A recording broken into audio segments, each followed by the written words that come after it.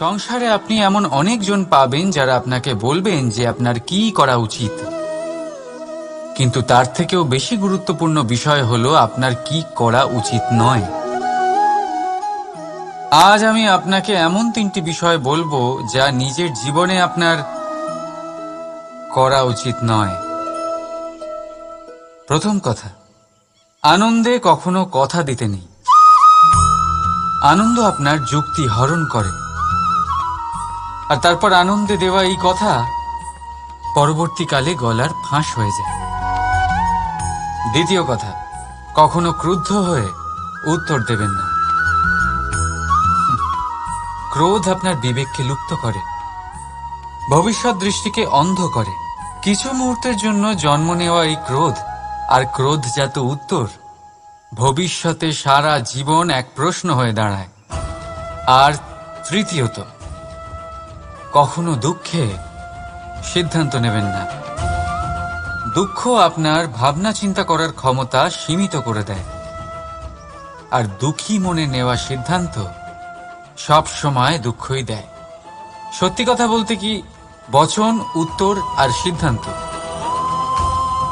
সব সময় জীবনে ভেবেচিন্তে নেওয়া আর দেওয়া উচিত।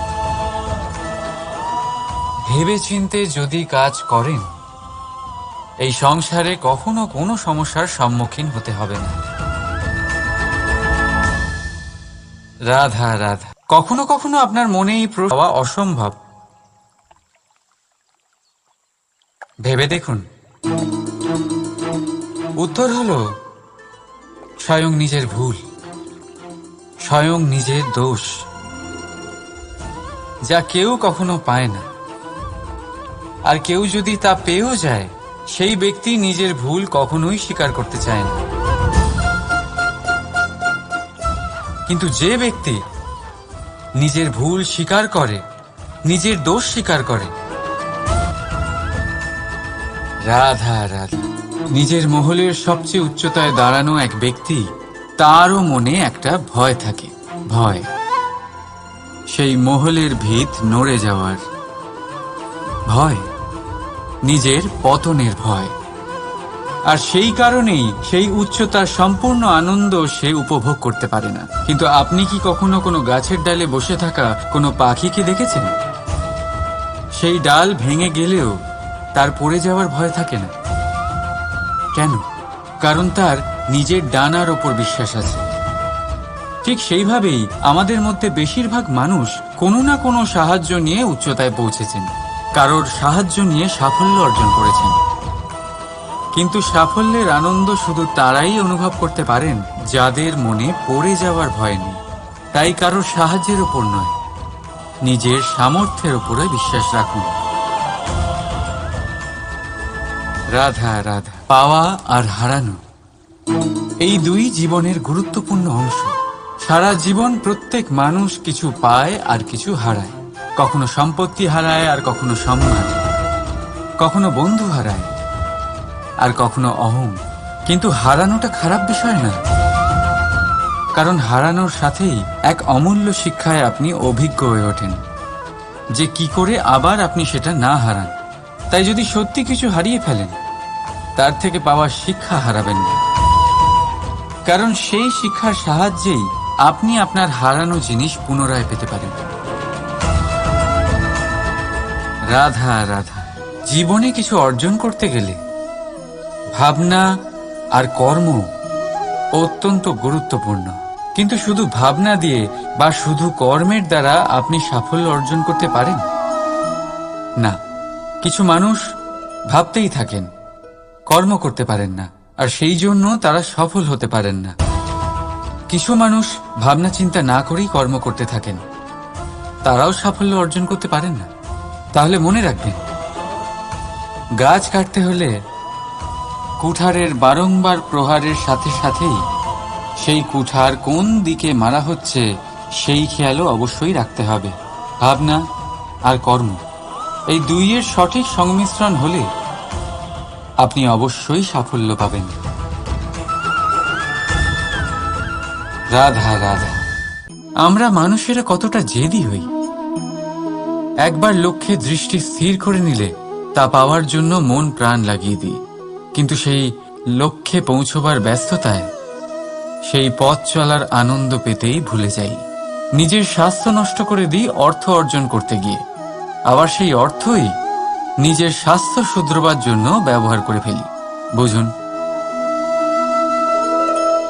দেখুন, ইচ্ছে খারাপ নয়,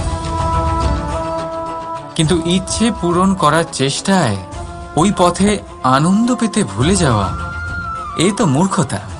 যা নেই তা পাওয়ার চেষ্টা আপনি অবশ্যই করুন, কিন্তু যা আছে তার সম্পূর্ণ আনন্দ থেকে বঞ্চিত থাকবেন না। রাধা রাধা। আমরা সবাই জীবনে নিজের জন্য সবচেয়ে ভালোটাই চাই, সবচেয়ে ভালো সুবিধে পেতে চাই, সবচেয়ে বেশি সম্মান পেতে চাই, কিন্তু সবার পক্ষে এই সব পাওয়া কি সম্ভব? হ্যাঁ, নিশ্চয়ই। শুধু একমাত্র বাধা সময়। আমাদের জীবনের কোনো স্থায়িত্ব নেই, তাই যদি সময়ের সদ্ব্যবহার করেন তাহলে একটু সুবিধে হতে পারে। এবারে দেখুন, যাদের সবসময় স্বপ্ন দেখতে ভালো লাগে তার জন্য রাত্রি কম পড়ে যায়, আর যারা স্বপ্ন পূরণ করতে চান তাদের জন্য দিন কম পড়ে যায়। যারা সম্মান পেতে চান তাদের জন্য সব সময় পরোপকার কম পড়ে যায়, আর যারা জ্ঞান অর্জন করতে চান তাদের জন্য মনোসংযোগ। জীবনে যদি নিজের লক্ষ্যে পৌঁছতে চান তবে সময়ের বিভাজন আপনাকে ঠিক করতেই হবে। মনে রাখবেন, রাধা রাধা। লোকে বলে জীবনে মেলামেশা করা অত্যন্ত আবশ্যক, এতে সম্পর্কের আধারও হয়, আবার ব্যবসাও চলে, কিন্তু সবচেয়ে বেশি গুরুত্বপূর্ণ হল ব্যবহার। তাই এই বিষয়ে ভাবুন, আপনার জীবনে কে আপনার সাথে মেলামেশা করবে তা নিশ্চিত করে সময়। আপনি আপনার জীবনে কার সাথে মেলামেশা করবেন তা নিশ্চিত করবে আপনার হৃদয়। আপনি যাদের সাথে মিশছেন তাদের হৃদয়ে আপনি কতক্ষণ থাকবেন তা নিশ্চিত করবে আপনার ব্যবহার। নিজের ব্যবহার ভালো রাখুন, সব ভালোই হবে। রাধা রাধা। এই ফুল দেখতে পাচ্ছেন আপনি? এটা সেই ফুল যার জীবন এই ডালে শুরু হয়েছিল। দর্শকদের চোখে প্রশংসা দেখল সে, মধুর লোভে মৌমাছিরা এলো, আর তারপর ডাল থেকে ভেঙে নিচে পড়ে গেল সে। কেন? নিয়তি এরকম কেন করল? ভাবুন, কারণ এই ডালেই ফুল হয়ে থাকাটা এই ফুলের জীবনের লক্ষ্য কখনোই ছিল না। এবার এই ফুল হয় দেবতাদের সজ্জায় ব্যবহৃত হবে, নয় কোনো কন্যার গয়নায় গাঁথা হবে, আর নয় কারোর প্রেম প্রদর্শনের মাধ্যম হবে। দেখুন, জীবনে নিজের লক্ষ্যে পৌঁছতে হলে যাত্রাকে ভয় পেলে চলবে না। নিজের অস্তিত্ব তৈরি করতে হলে তাদের ছায়া থেকে আপনাদের দূরে যেতেই হবে যারা আপনাকে অস্তিত্ব প্রদান করেছেন। এটাই জীবনের নিরন্তর সত্য। রাধা রাধা। আমাদের সকলের জীবনে কখনো না কখনো পাথর দ্বারা আঘাত লাগেই, আর এই সংসারও আমাদের ওপরে কখনো না কখনো পাথর বর্ষণ করে, কখনো আমাদের খারাপ ভেবে, আর কখনো আমাদের অসফল ভেবে, কখনো আমাদের বুদ্ধিহীন ভেবে। কারণ অনেক আছে, কিন্তু এই পাথর দ্বারা আমরা আঘাত পাবো কি পাবো না তা সম্পূর্ণ আমাদের হাতে। হয় আপনি এই পাথরের আঘাত পেয়ে চোখের জলে ডুবে থাকতে পারেন, আর নয়তো যদি আপনি চান তাহলে এই পাথর দিয়ে সেতু বানিয়ে সকল সমস্যার সাগর অতিক্রম করতে পারেন। সিদ্ধান্ত আপনার। এই পাথর, এ হলো প্রতীক আমাদের নিন্দার, আমাদের আলোচনার। যে এই আলোচনা নাকারাত্মকভাবে দেখবে সে শুধুমাত্র কষ্টই পাবে, আর যে এই আলোচনাকে নিজের বিকাশের আধার বানাবে সেই সাফল্যের চূড়ায় পৌঁছবে। তাই মনে রাখবেন, আলোচনা আপনার শত্রু নয়, আপনার সবচেয়ে বড় মিত্র। রাধা রাধা। মিষ্টি জল সবার পছন্দ, কিন্তু নোনতা জল কেউ পছন্দ করে না। এইবার ভাবার বিষয় হলো মুক্তো, যা সমুদ্রের গহ্বরেই তৈরি হয়। নোনতা জলের মধ্যে থেকেই প্রতি মুহূর্তে অন্য প্রাণীদের থেকে বেঁচে নিজের অস্তিত্বকে বাজি রেখে ঝিনুক মুক্ত প্রদান করে থাকে। কখনো ভেবেছেন কেন? কারণ সংকটের সম্মুখীন না হয়ে, চরম পরিস্থিতির সাথে না জড়িয়ে আপনার কখনোই সুখ প্রাপ্তি হবে না। তাই নির্ভীক হয়ে সংকটের সম্মুখীন হন আর আমার সাথে ভালোবেসে বলুন, রাধা রাধা। আমরা সকলেই সময়ের গুরুত্ব বুঝি। সময় আমাদের তৈরি করে আর সময়ই আমাদের নষ্ট করে দেয়। কখনো ভালো সময় আসে আর কখনো ভীষণ খারাপ সময় আসে। তবে আশ্চর্যের বিষয় এটাই যে সব জেনেও আমরা সময় নষ্ট করি। মনে রাখবেন, সময় শুধু বয়ে যায়, কখনো ফিরে আসে না। তাই ভালো সময় আসার অপেক্ষায় সময় নষ্ট করবেন না। যাই করবেন আজ, এক্ষুনি, এই মুহূর্তে শুরু করুন। তা সেটা কাউকে আনন্দ দেওয়াই হোক বা নিজেকে বদলানোর চেষ্টা করা হোক, যাই হোক না কেন, বিলম্ব করবেন না। কারণ সময় শুধুমাত্র তাকেই সঙ্গ দেয় যে সর্বদা সময়কে সম্মান করে। রাধা রাধা। কথায় আছে সবকিছু সীমা থাকে, মুশকিলের, কষ্টের, সংকটের, অন্ধকারের। যার কোনো সীমা নেই তা হলো কেবলমাত্র কঠোর পরিশ্রমের। আপনি নিশ্চয়ই দেখেছেন, রাত্রি যতই অন্ধকারময় হোক, তারারা পরিশ্রম করে তার সাথে লড়তে থাকে আর অবশেষে সকাল হয়েই যায়। ঝড়ে পাখিদের বাসা ছিন্ন বিচ্ছিন্ন হয়ে যায়, কিন্তু পাখিরা নিজের পরিশ্রম দ্বারা তা আবার বানিয়ে নেয়। কারণ যা সীমিত তাকে অসীমের কাছে হারতে হয়, আর পরিশ্রম অসীম। রাধা রাধা। প্রবাহিত নদী কত সুন্দর হয়, বলিষ্ঠ হয়। যেদিক দিয়ে বয়ে যায় সেখানে এক নতুন জীবন প্রদান করে, ধরণীকে উর্বর করে, আকাল দূরে রাখে। আর হয়তো এই জন্যই নদীকে মায়ের মতো পুজো করা হয়। কিন্তু আপনি কি কখনো ভেবে দেখেছেন যে নদীর জন্ম কি করে হয়? এ কি শুরু থেকেই এমন বিশাল আর খরস্রোতা হয়?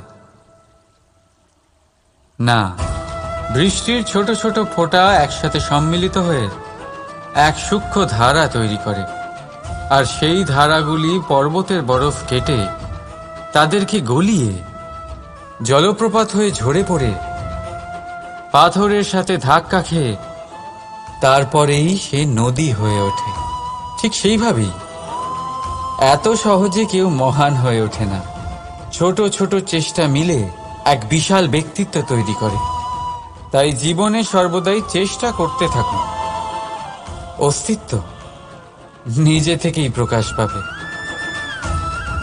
রাধা রাধা।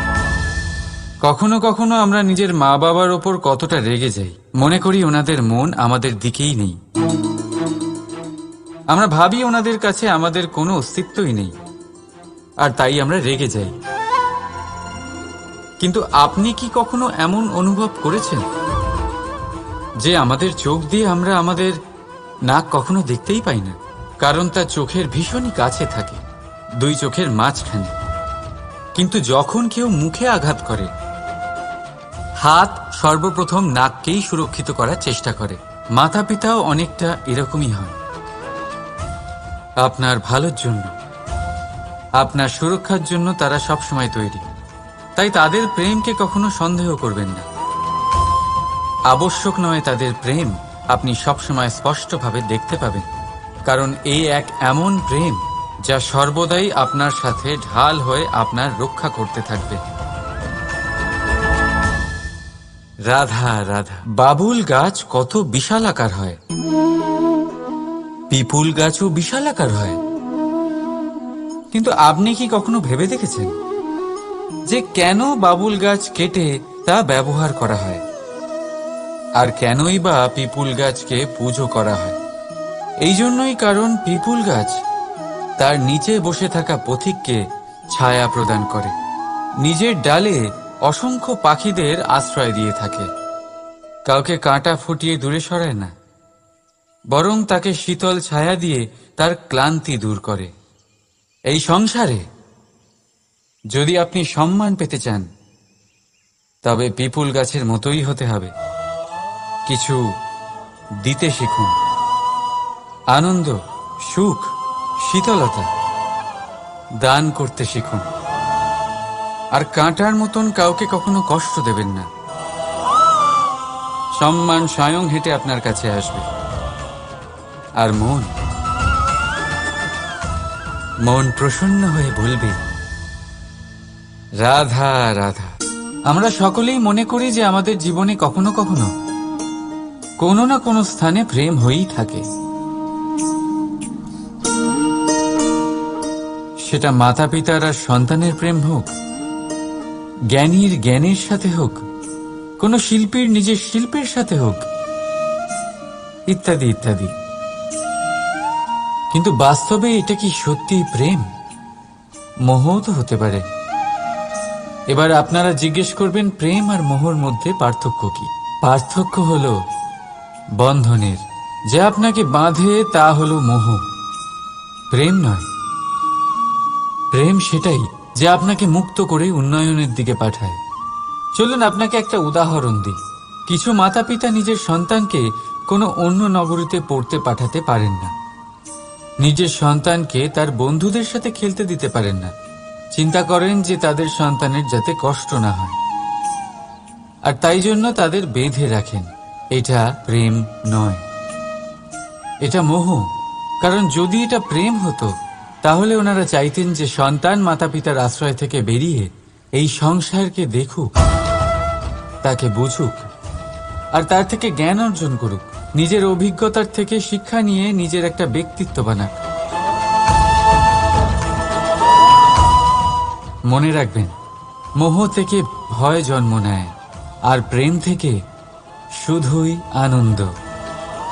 সেই কারণে বাঁধবেন না, মুক্ত করুন, কারণ এটাই প্রেম।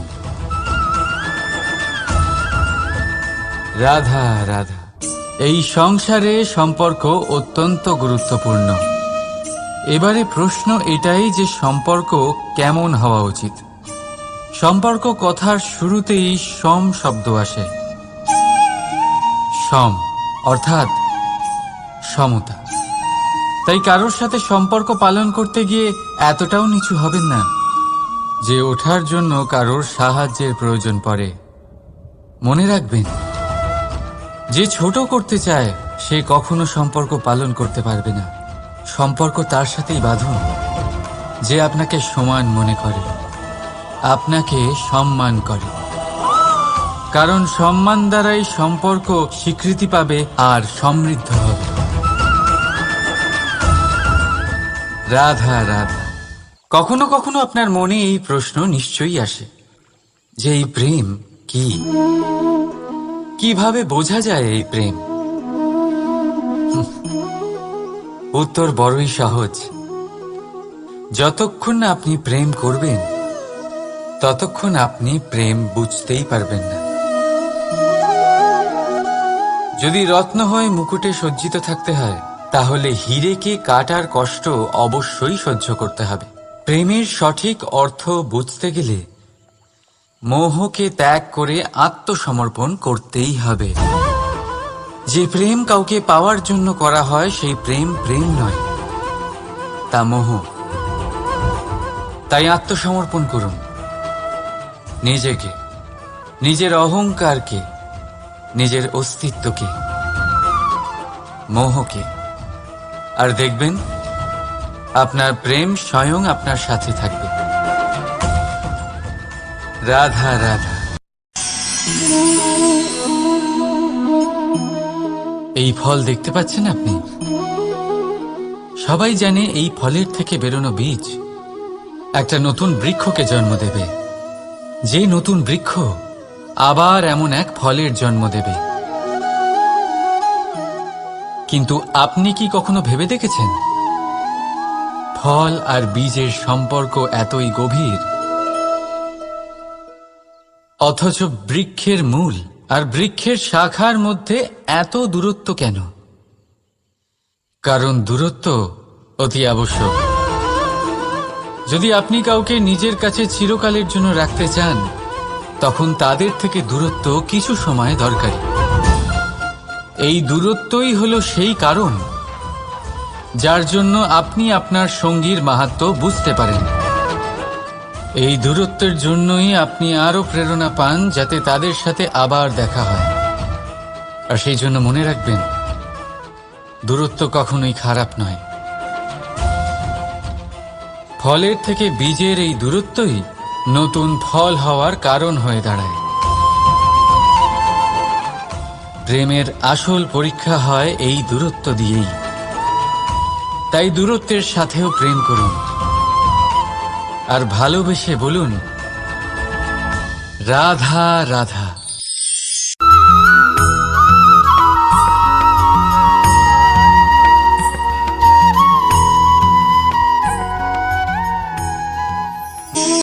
মানুষ নিজের পরিবারের জন্য কত কিছুই না করে, দিন রাত পরিশ্রম করতে থাকে যাতে তার পরিবারের প্রয়োজন পূরণের জন্য অর্থ রোজগার করতে পারে। কিন্তু শুধু অর্থ রোজগার করাটাই কি যথেষ্ট? আপনি বলবেন, হ্যাঁ নিশ্চয়ই, অর্থ দিয়ে সব কিছু পাওয়া যায়, বিদ্যা পাওয়া যায়, বাড়ি পাওয়া যায়, ওষুধ পাওয়া যায়, আর কত কিছুই না পাওয়া যায়। এইসব একটা পর্যায় পর্যন্ত সঠিক, কিন্তু একটু মন দিয়ে ভেবে দেখুন, যখন কোনো শিশু অসুস্থ হয়ে পড়ে তখন সে ওই তিক্ত ওষুধ কেন খেয়ে নেয়? এই জন্য কারণ ওর পিতা সেই ওষুধ অর্থ দিয়ে কিনেছে? না, বরং এই জন্য কারণ তার পিতা যে তার সামনে দাঁড়িয়ে, তার ওপরে তার বিশ্বাস আছে। বিশ্বাস আছে যে উনি তার কিচ্ছু হতে দেবেন না। এই বিশ্বাস, এই সংস্কার, এই শিক্ষা কখনো অর্থ দিয়ে পাওয়া যায় না। এটা পাওয়া যায় সেই সময় থেকে যা মাতা পিতা তাদের সন্তানের সাথে কাটিয়েছেন। তাই জীবনে অর্থ অবশ্যই উপার্জন করুন, কিন্তু নিজের পরিবারকেও সময় দিন, আনন্দ পাবে। রাধা রাধা। কখনো কোনো পাখিকে দেখেছেন? যখন তারা ডিম পাড়তে প্রস্তুত হয় তখন তারা সবচেয়ে আগে একটা স্থান খোঁজে, একটা স্থান যা বর্ষা, রৌদ্র আর শত্রুর থেকে সুরক্ষিত হয়।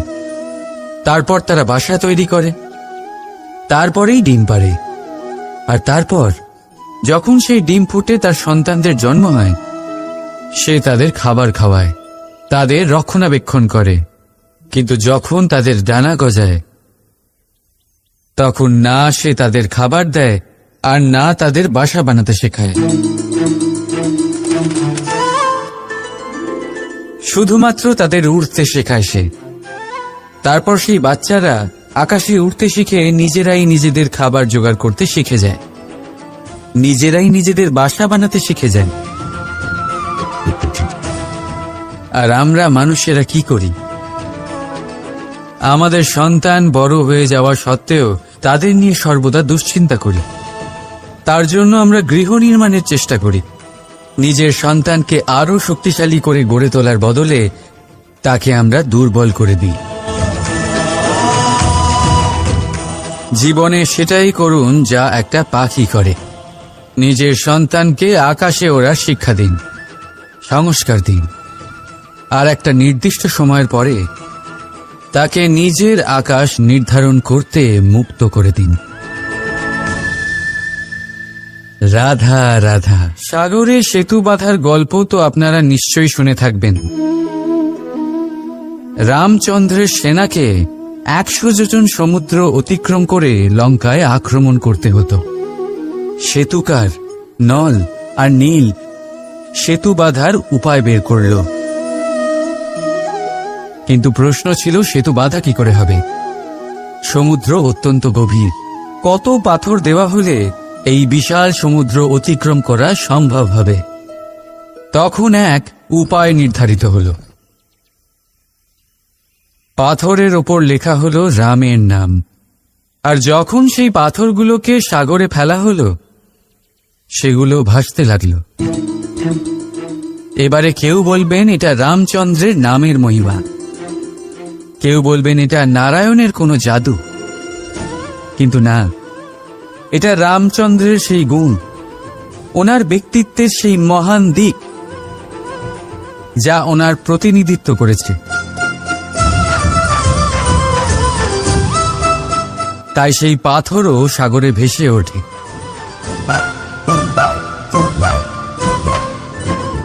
ঠিক সেইভাবেই যেখানে আমরা থাকি না, সেখানে আমাদের গুণ আমাদের প্রতিনিধিত্ব করে।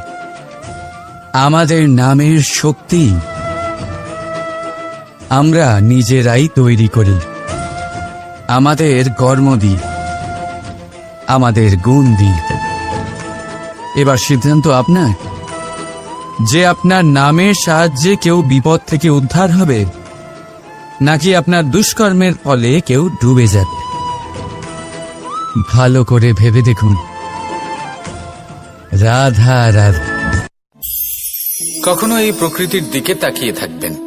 এই প্রকৃতি অনেক ধরনের শিক্ষা দেয়। কোন একটা গাছকে দেখুন, কিভাবে সে মাটি থেকে জল শুষে নেয়।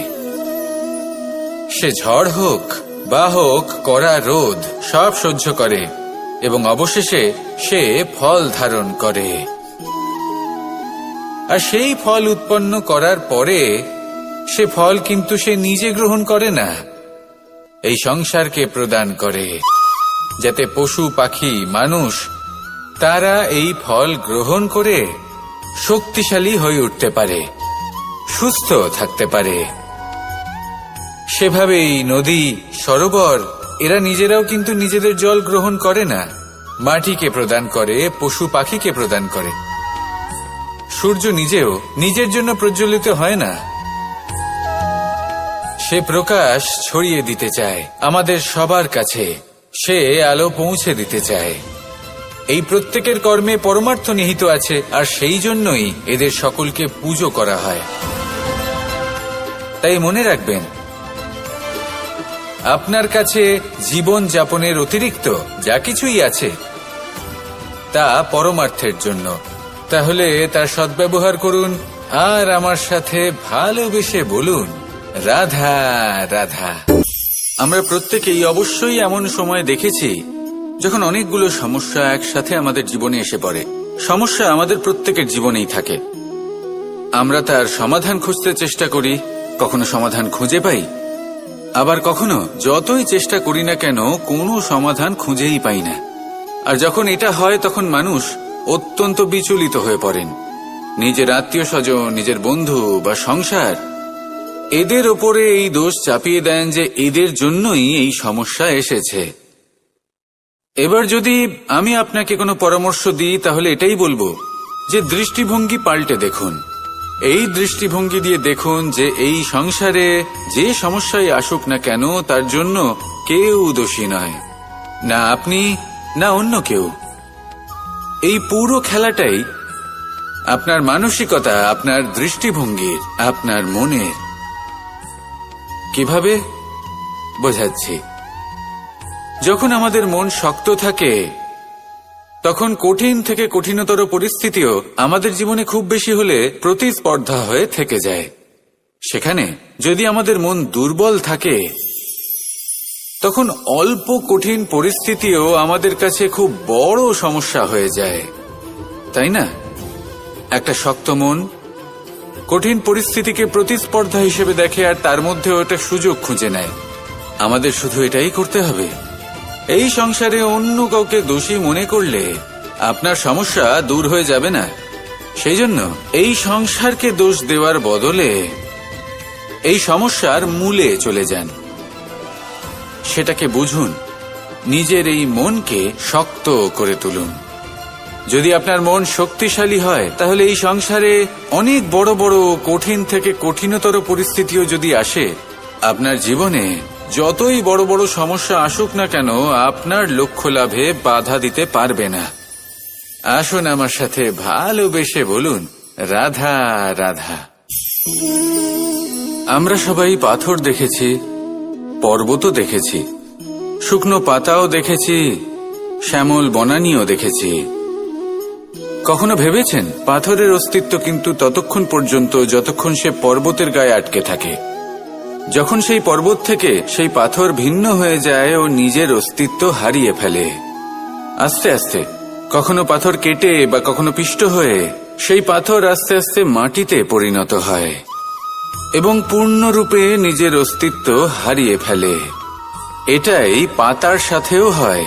এই পাতা যতক্ষণ গাছের ডালের সাথে যুক্ত ততক্ষণ তার অস্তিত্ব থাকে। যখনই ডাল থেকে বিচ্ছিন্ন হয় সেও নিজের অস্তিত্ব হারিয়ে ফেলে। আর এটাই আমাদের সাথেও হয়। যতক্ষণ আমরা নিজেদের আপনজনের সাথে যুক্ত থাকি আমাদের অস্তিত্ব বজায় থাকে।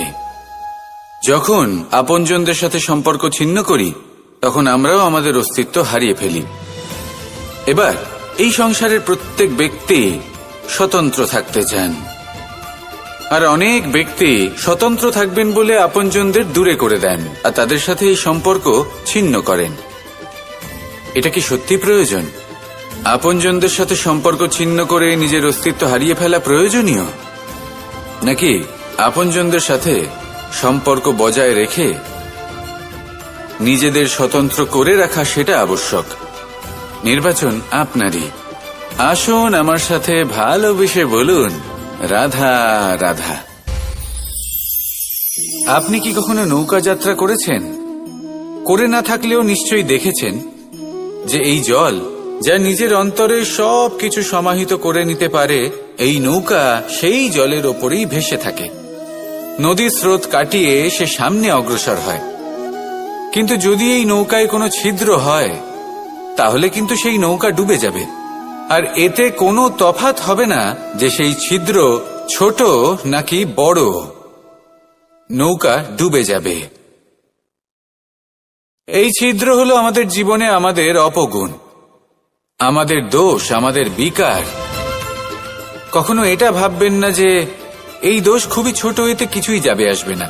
না, সেই ছোট দোষ, সেই ছোট বিকার যদি সেটাকে শুধরে না নেন তাহলে সেটা আপনাকে আপনার পতনের দিকে নিয়ে যাবে। শেষ পর্যন্ত এটা আপনার উপর নির্ভরশীল যে আপনি কি চান। আপনার জীবনের এই নৌকা এভাবেই ডুবে যেতে দেখবেন, নাকি নিজেকে শুধরে নিয়ে সেই নৌকার সেই ছিদ্রটাকে ভরিয়ে তুলতে চাইবেন? নির্বাচন আপনার। আসুন আমার সাথে ভালোবেসে বলুন, রাধা রাধা। জল, জলই পৃথিবীতে বেঁচে থাকার জন্য আবশ্যক তো বটেই, কিন্তু এই জল আমাদের একটা অত্যন্ত গুরুত্বপূর্ণ শিক্ষা প্রদান করে। কখনো এই জলকে দেখেছেন? যে পরিস্থিতিতেই এই জল প্রবাহিত হোক না কেন, এর উপর যা কিছুই প্রভাব থাকুক না কেন, এর পথে যতই বাধা আসুক না কেন, তার মধ্যে থেকে ও নিজের পথ ঠিক বের করে নেয়, কিন্তু নিজের প্রবাহ থামতে দেয় না, ক্রমাগত অগ্রসর হতে থাকে। সেরকমই একটা শিক্ষা যেটা আমরা জল থেকে পেয়ে থাকি তা হলো এটা, আমরা যখন জলের দিকে তাকাই তখন আমরা নিজের প্রতিবিম্ব দেখি, স্পষ্টভাবে দেখতে পাই। কিন্তু তখনই দেখতে পাই যখন এই জল শান্ত থাকে, স্থির থাকে। যদি এই জল অশান্ত হয়ে থাকে, স্থির না হয়, তাহলে আমরা এতে নিজের প্রতিবিম্ব দেখতে পাই না। এটাই আমাদের মনের সাথেও হয়ে থাকে। যখনই জীবনে কোনো সংকট আসে, যদি আমরা শান্ত মনে, স্থির মনে সিদ্ধান্ত নিই, তাহলে সেটা এমন একটা শীতল সিদ্ধান্ত হবে যেটা আমাদের ভবিষ্যৎকে একটা শ্রেষ্ঠ স্থানে নিয়ে যাবে। যদি এই মন অশান্ত হয়, বিচলিত হয়, পীড়িত হয়, দুঃখিত হয়ে থাকে, রুষ্ট হয়ে থাকে, তাহলে অনেক সময় আমরা এমন সিদ্ধান্ত নিই যেটা আমাদের জন্য অনুচিত প্রমাণিত হয়। যখন আপনি ক্রুদ্ধ ছিলেন বা দুঃখের বশে ছিলেন তখন অনেক সময় হয়তো এমন সিদ্ধান্ত নিয়েছেন যেটার জন্য ভবিষ্যতে আপনি অনুশোচনা করেছেন। এবার দেখুন, এই আবেগগুলো থেকে আমরা পালাতে পারবো না। কিন্তু এই আবেগগুলো আপনার উপর কতটা প্রভাব ফেলবে সেটা আমরা অবশ্যই ঠিক করতে পারি। এই মনকে আমরা নিয়ন্ত্রণ করতে পারি। এটাই করুন, চিন্তা করুন, এই মনকে শান্ত রাখুন, স্থির হতে চেষ্টা করুন, আর তারপরে সিদ্ধান্ত নিন। আসুন আমার সাথে ভালোবেসে বলুন, রাধা রাধা। এই সংসারে ভৌতিক বস্তুরও নিয়তি আছে। যারাই এই সংসারে আসে বা উৎপন্ন হয় তারা কিছুমাত্র সময় পর্যন্তই এখানে থাকতে পারে, আর তারপরে সেও লুপ্ত হয়ে যায়, অর্থাৎ সে নিজেও এই পঞ্চমহাভূতে সমাহিত হয়ে যায়। আমাদের সাথেও ঠিক এটাই হয়। সেই জন্যই ঈশ্বর দ্বারা প্রদত্ত এই উপহারের বিষয়ে ভাবুন, এই জীবনের বিষয়ে ভাবুন। ঠিক যেমন বিশ্বাস ভঙ্গ হলে কোনো ব্যক্তি আমাদের কাছে অপরিচিত হয়ে যান, ঠিক সেরকমই শেষ নিঃশ্বাস ত্যাগের পর এই শরীরও আমাদের কাছে পরই হয়ে যায়। তাই এই শরীর থাকাকালীন শ্রেষ্ঠভাবে একে সদ্ব্যবহার করুন, এই জীবনে শ্রেষ্ঠ কর্ম করুন। আর এই জীবনকে শ্রেষ্ঠভাবে যাপন করার জন্য কিছু কথা বোঝা প্রয়োজনীয়। যদি আপনি কারোর প্রশংসা করেন তাহলে পূর্ণ হৃদয় দিয়ে করুন। যদি আপনি হস্তক্ষেপ করে থাকেন তাহলে মস্তিষ্ক দ্বারা করুন। যদি আপনি সমীক্ষা করেন তাহলে বিবেক দ্বারা করুন। যদি আপনি ধন অর্জন করতে চান তাহলে নীতি অনুসারে চলুন।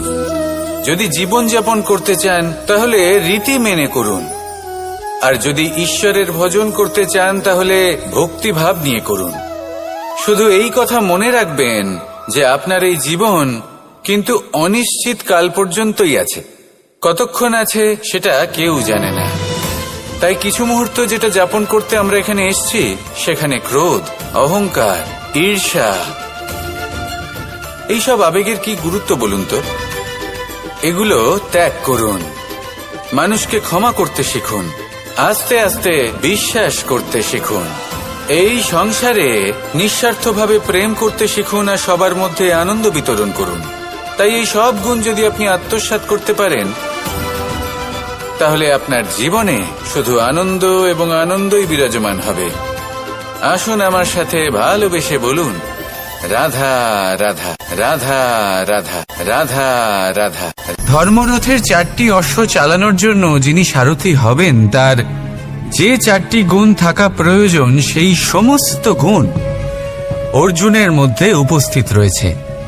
কর্মের শক্তি রয়েছে, ধর্মের প্রতি আসক্তি রয়েছে, জ্ঞানের অভিব্যক্তি রয়েছে এবং সমর্পণের ভক্তি রয়েছে। নিশ্চিত রূপে ধর্মরথে সারথি হবার জন্য অর্জুনই সব থেকে যোগ্য। আর ও শুধুমাত্র দ্রৌপদীর স্বামীই হবে না, ইতিহাসে কুরুবংশের রাজকুমার বা ইন্দ্রপুত্রের নামেই শুধু পরিচিত হবে না, বরং অর্জুনই স্বয়ং ইতিহাস রচনা করবে। অর্জুনই হবে কৃষ্ণ সারথি, যত্র যোগেশ্বর কৃষ্ণ তত্র পার্থ ধনুর্ধর। তাহলে আসুন আর আমার সাথে ভালোবেসে বলুন, রাধা রাধা।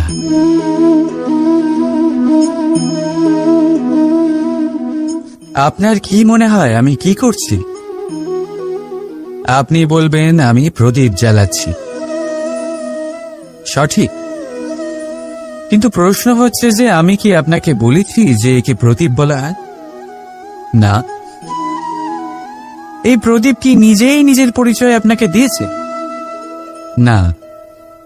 তাহলে আপনি কি করে জানলেন যে একে প্রদীপ বলা হয়? উত্তর হচ্ছে প্রকাশ, যে স্বয়ং জ্বলে অন্ধকারের মধ্যে সংসারকে পথ দেখায়, সেটাই প্রদীপ। যা নিরাশার মাঝে আশার আলো প্রদর্শন করে, সেটাই প্রদীপ। অপর দিকে আছে সাপ, যাকে না দেখেও তার ফনার আওয়াজ শুনেই লোকে ভয় পেয়ে যায়। তার মানে ব্যক্তির পরিচয় তার কর্মের দ্বারা পাওয়া যায়।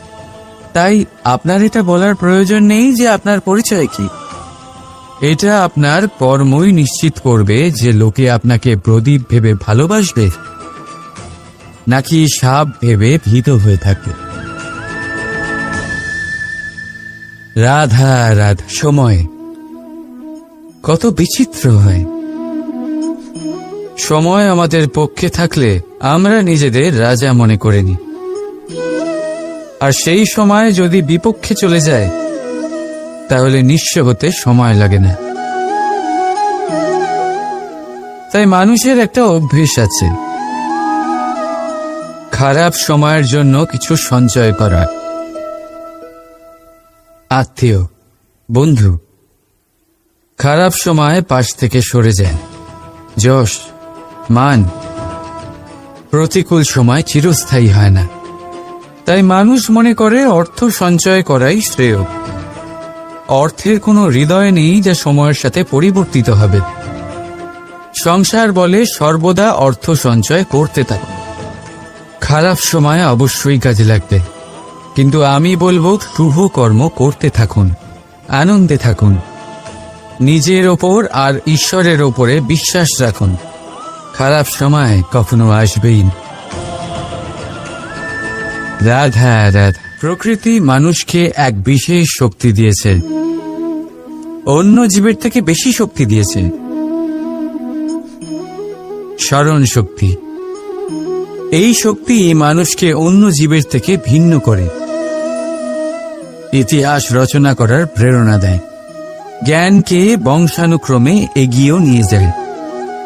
আর যারা ভুলে যান, অধিকাংশ সময় তারা উপহাস আর দয়ার পাত্র হয়ে যান। কিন্তু এটাই কি প্রকৃত রূপে সত্য? না। এই স্মরণ শক্তি মানুষের বিকাশের সব থেকে বড় বাধা হয়ে দাঁড়ায়। তার মনকে দূষিত করে দেয়। খারাপ অভিজ্ঞতা, কারোর করা বিশ্বাসঘাতকতা, কারোর কটাক্ষ বেশিরভাগ মানুষই ভুলতে পারেন না, আর তারপর প্রতিশোধ নিতে উদ্যত হন। প্রথমে সময় নষ্ট করেন প্রতিশোধের প্রস্তুতিতে, আর তারপর সময় নষ্ট করেন প্রতিশোধ নেওয়ার সুযোগ খুঁজতে। যদি সন্তুষ্টি পেতে চান, যদি জীবনে আনন্দ পেতে চান, তাহলে স্মরণ শক্তির সদ্ব্যবহার করুন। নিজের স্মরণ শক্তিকে চালনা করুন শুধুমাত্র ভালো কথা আর ভালো স্মৃতির দিকে। জীবনে আনন্দ পাবে। রাধা রাধা। সংসারের সব থেকে বেশি কঠিন কাজ কোনটা? কারণ যখন আপনি তপস্যা করেন তখন সেখানে আপনার ধৈর্য ভাঙার মতো কেউ থাকেন না, না কোনো বন্ধু, না কোনো আত্মীয়, না কোনো শত্রু, কেউ না। কিন্তু যখন আপনি এই সমাজে, এই পরিবারে থাকেন, কোনো না কোনো ব্যক্তি এসে আপনার ধৈর্যের বাঁধ ভেঙে দেওয়ার ক্ষমতা রাখেন। তারা আপনার ধৈর্যের বাঁধ ভেঙে দেয়, আর কখনো কখনো তারা অনিচ্ছাকৃতভাবেই সেটা করে থাকেন। কারণ তাদের মানসিকতা আপনার থেকে আলাদা, তাদের কর্ম আপনার থেকে আলাদা, তাদের দৃষ্টিভঙ্গি আপনার থেকে আলাদা, জীবন যাপন আপনার থেকে আলাদা। সেক্ষেত্রে আপনি ধৈর্যচ্যুত হন, প্রসন্নতা আপনার থেকে ছিনিয়ে নেওয়া হয়। সেই জন্য এই সংসারে, এই পরিবারের থেকেও ধৈর্য ধরে সামনে অগ্রসর হওয়া কোনো পর্বতের শিখরে গিয়ে তপস্যা করার থেকেও অনেক বেশি কঠিন। আর যে ব্যক্তি এই সমাজেই, এই পরিবারে, সেই সকল মানুষের মধ্যে থেকে গিয়েও ধৈর্য ধরে অগ্রসর হতে থাকেন, যারা এই কাজটা শিখে নিতে পারেন, তারাই কিন্তু জীবনে আনন্দ লাভ করতে পারেন। এই ধৈর্যই শেষে আপনার জীবনে প্রসন্নতা বহন করে আনবে। তাই ধৈর্য ধরে জীবনের পথে অগ্রসর হন আর আমার সাথে ভালোবেসে বলুন, রাধা রাধা। এই জীবনে তিনটি গুরুত্বপূর্ণ শব্দ আছে যা বোঝা আমাদের কাছে খুব গুরুত্বপূর্ণ, এবং এই তিনটি শব্দের নিজস্ব অর্থ আছে। প্রথম হলো সঙ্গবদ্ধতা, অর্থাৎ একসাথে মিলে কাজ করতে হবে, একসাথে মিলে পরিশ্রম করতে হবে, সামনে এগোতে হবে। এরকম করতে পারলে আপনার শক্তি বৃদ্ধি পাবে, আপনার ক্ষমতা বৃদ্ধি পাবে, আপনি এগোতে পারবেন এবং অনেক দূরে যেতে পারবেন। দ্বিতীয় হলো আত্মবিশ্বাস। হেরে যাওয়া বস্তুও আবার জিতে নিতে পারবেন যদি আপনার নিজের আত্মবিশ্বাস থাকে, তাহলে আপনি কখনো পরাজিত হবেন না। এবং তৃতীয় হল অহংকার। জয়লাভ করার পরেও কিন্তু এটা আপনাকে পরাজিত করতে পারে। সেই জন্য জীবনে সঙ্গবদ্ধ হন, আত্মবিশ্বাস রাখুন, কিন্তু কখনোই অহংকার করবেন না। এই অহংকার আপনার থেকে সবকিছু কেড়ে নিতে পারে। এই অহংকারের জন্যই মথুরাপতি কংস নিজের পতনের দিকে অগ্রসর হয়েছিলেন। এই অহংকারকে ত্যাগ করুন আর আমার সাথে ভালোবেসে বলুন, রাধা রাধা। আমরা যখনই কোনো গাছের চারা রোপণ করি তখন সবার আগে পরীক্ষা করে দেখি যে যেখানে আমরা চারা রোপণ করতে চলেছি সেখানকার মাটি আদৌ উর্বর কিনা, সেই মাটি সেই চারাকে বাড়তে সাহায্য করবে কিনা। যখন একটা চারা রোপণের আগে আমরা এত কিছু ভাবতে পারি, তাহলে কাউকে বিশ্বাস করার আগে আমরা কেন ভাবি না?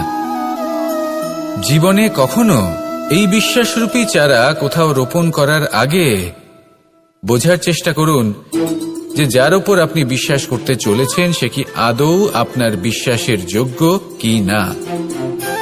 ভেবে দেখুন সেই ব্যক্তি ভবিষ্যতে গিয়ে আপনার বিশ্বাস ভাঙতে পারে কিনা।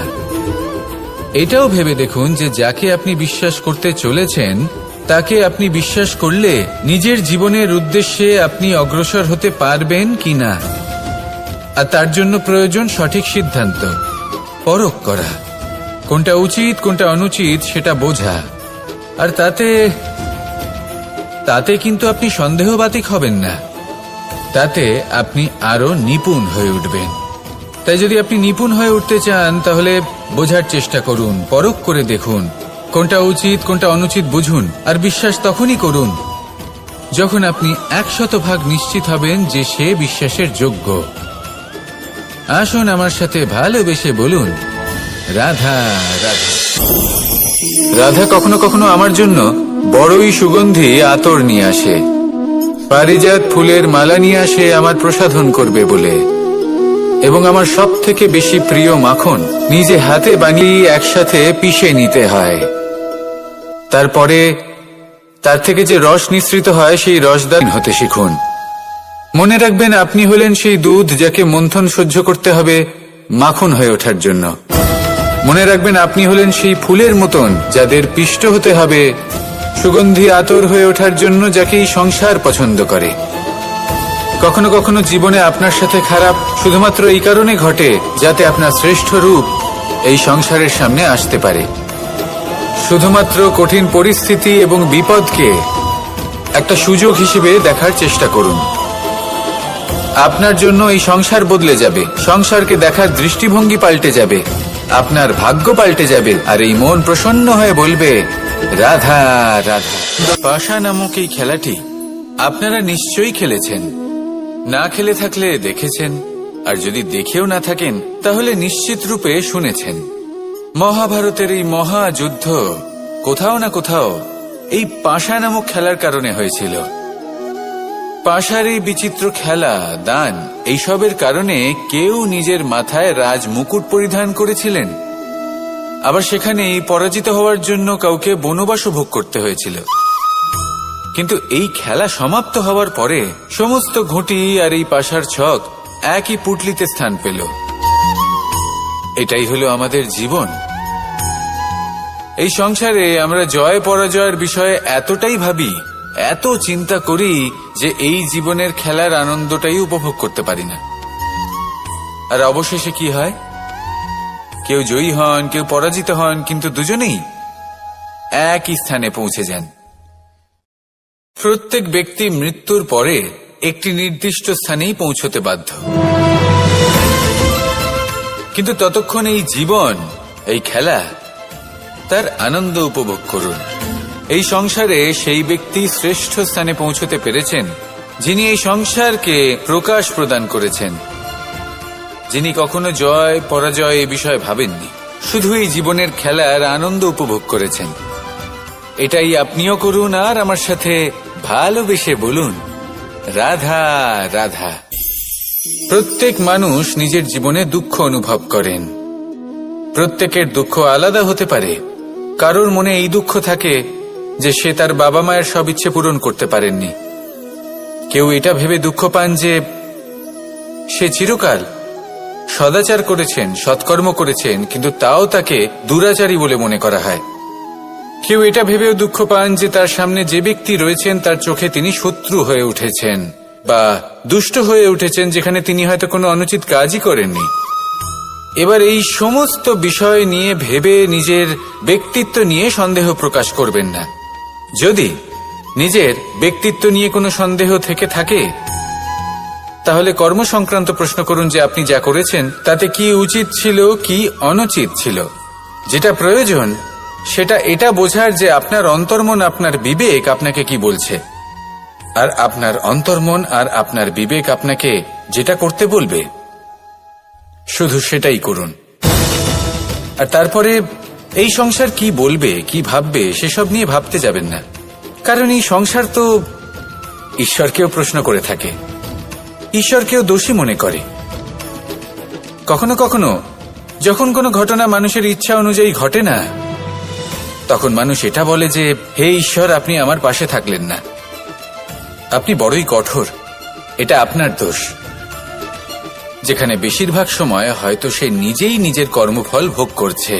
আর কখনো কখনো ঈশ্বর হয়তো তার জন্য আরো ভালো কোনো পরিকল্পনা করে রেখেছেন, কিন্তু মানুষ সেটা বুঝতে পারে না। তাই দিনের শেষে যেটা প্রয়োজন সেটা হলো নিজের মনের কথা বুঝতে হবে। আপনার বিবেক কি বলছে শুধু সেটাই করুন, আর সামনে এগোতে থাকুন। আমার সাথে ভালোবেসে বলুন, রাধা রাধা। পরিবর্তন, এটা হলো সৃষ্টির অমূল্য নিয়ম। এই সংসারে সবকিছু সময়ান্তরে পরিবর্তিত হয়, এই সময়ও পরিবর্তিত হয়। পরিবর্তন চিরকাল হয়ে এসেছে আর চিরকাল হতে থাকবে। কিন্তু এবার আমরা সেই পরিবর্তন কিভাবে লাভ করব যেটা আমাদের প্রয়োজন, যেটা আমরা চাই। আমরা জীবনে বিকাশ চাই। এই বিকাশ কিভাবে লাভ করতে পারি? এই প্রকৃতি কিন্তু আমাদের অত্যন্ত উত্তম উদাহরণ দিয়ে বুঝিয়েছে। একটি বিন্দুর উদাহরণ দিয়েছে যা ভবিষ্যতে একটা বিশাল নদীর আকার ধারণ করে। এটা কিভাবে হয়? মেঘ থেকে একটি বিন্দু ঝরে পড়ে সেই পর্বতের ওপর যেখানে হিম আছে। সেই হিমের সংস্পর্শে আসা মাত্র সেই বিন্দুর সাথে আরো বেশ কিছু বিন্দু যুক্ত হয়।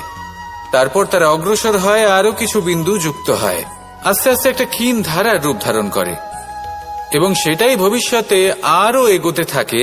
অনেকটা যাওয়ার পর যখন অনেক সংখ্যক বিন্দু একসাথে যুক্ত হয়, তখন সেটা বিশাল নদীর আকার ধারণ করে। এবার আমরা মানুষ বলে আমাদের সাথে এই নিয়মের অন্যথা হয় তা নয়।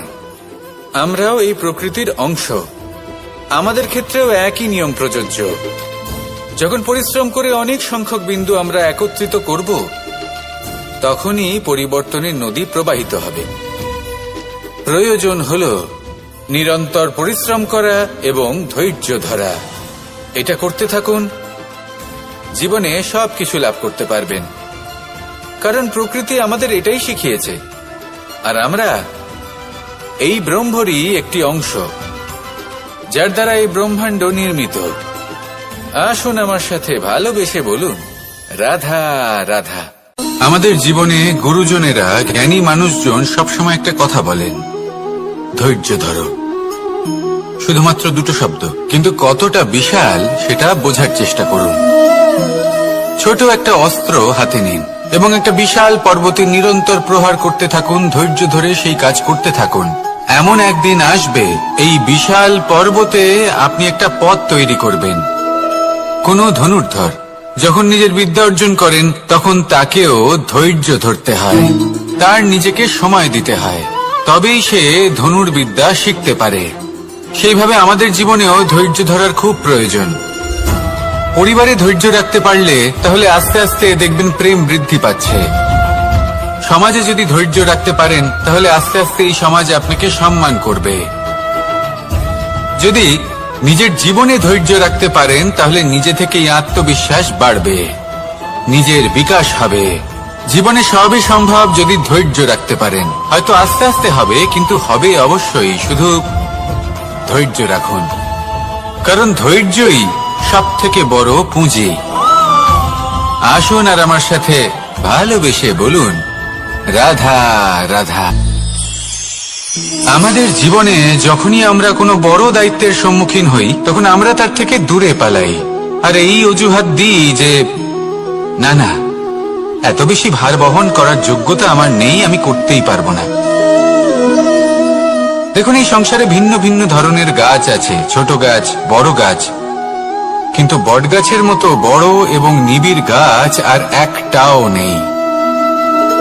সে নিঃস্বার্থভাবে এই সংসারকে সেবা করে যায়, ছায়া প্রদান করে, শীতলতা প্রদান করে। আর যখন এমন সময় আসে যখন তার ওপর বোঝা অত্যন্ত বেড়ে যায়, সে কিন্তু কোনোভাবেই ভেঙে পড়ে না। তখন সে নিজের নিঃস্বার্থ কর্মের ফল লাভ করে, সেই নিঃস্বার্থ কর্ম যা সে করেছে। তার দেহ থেকে ছোট ছোট ঝুড়ি বার হয় এবং তা কাণ্ডের আকার ধারণ করে। সেই কাণ্ড মাটির কাছে পৌঁছয় এবং তারপর তা বটগাছের সহায়ক হয়ে ওঠে। সে ভেঙে পড়ে যায় না। এইভাবে আপনিও জীবনে নিঃস্বার্থভাবে সবার সেবা করুন, ভালোবাসুন, সবাইকে সাহায্য করুন।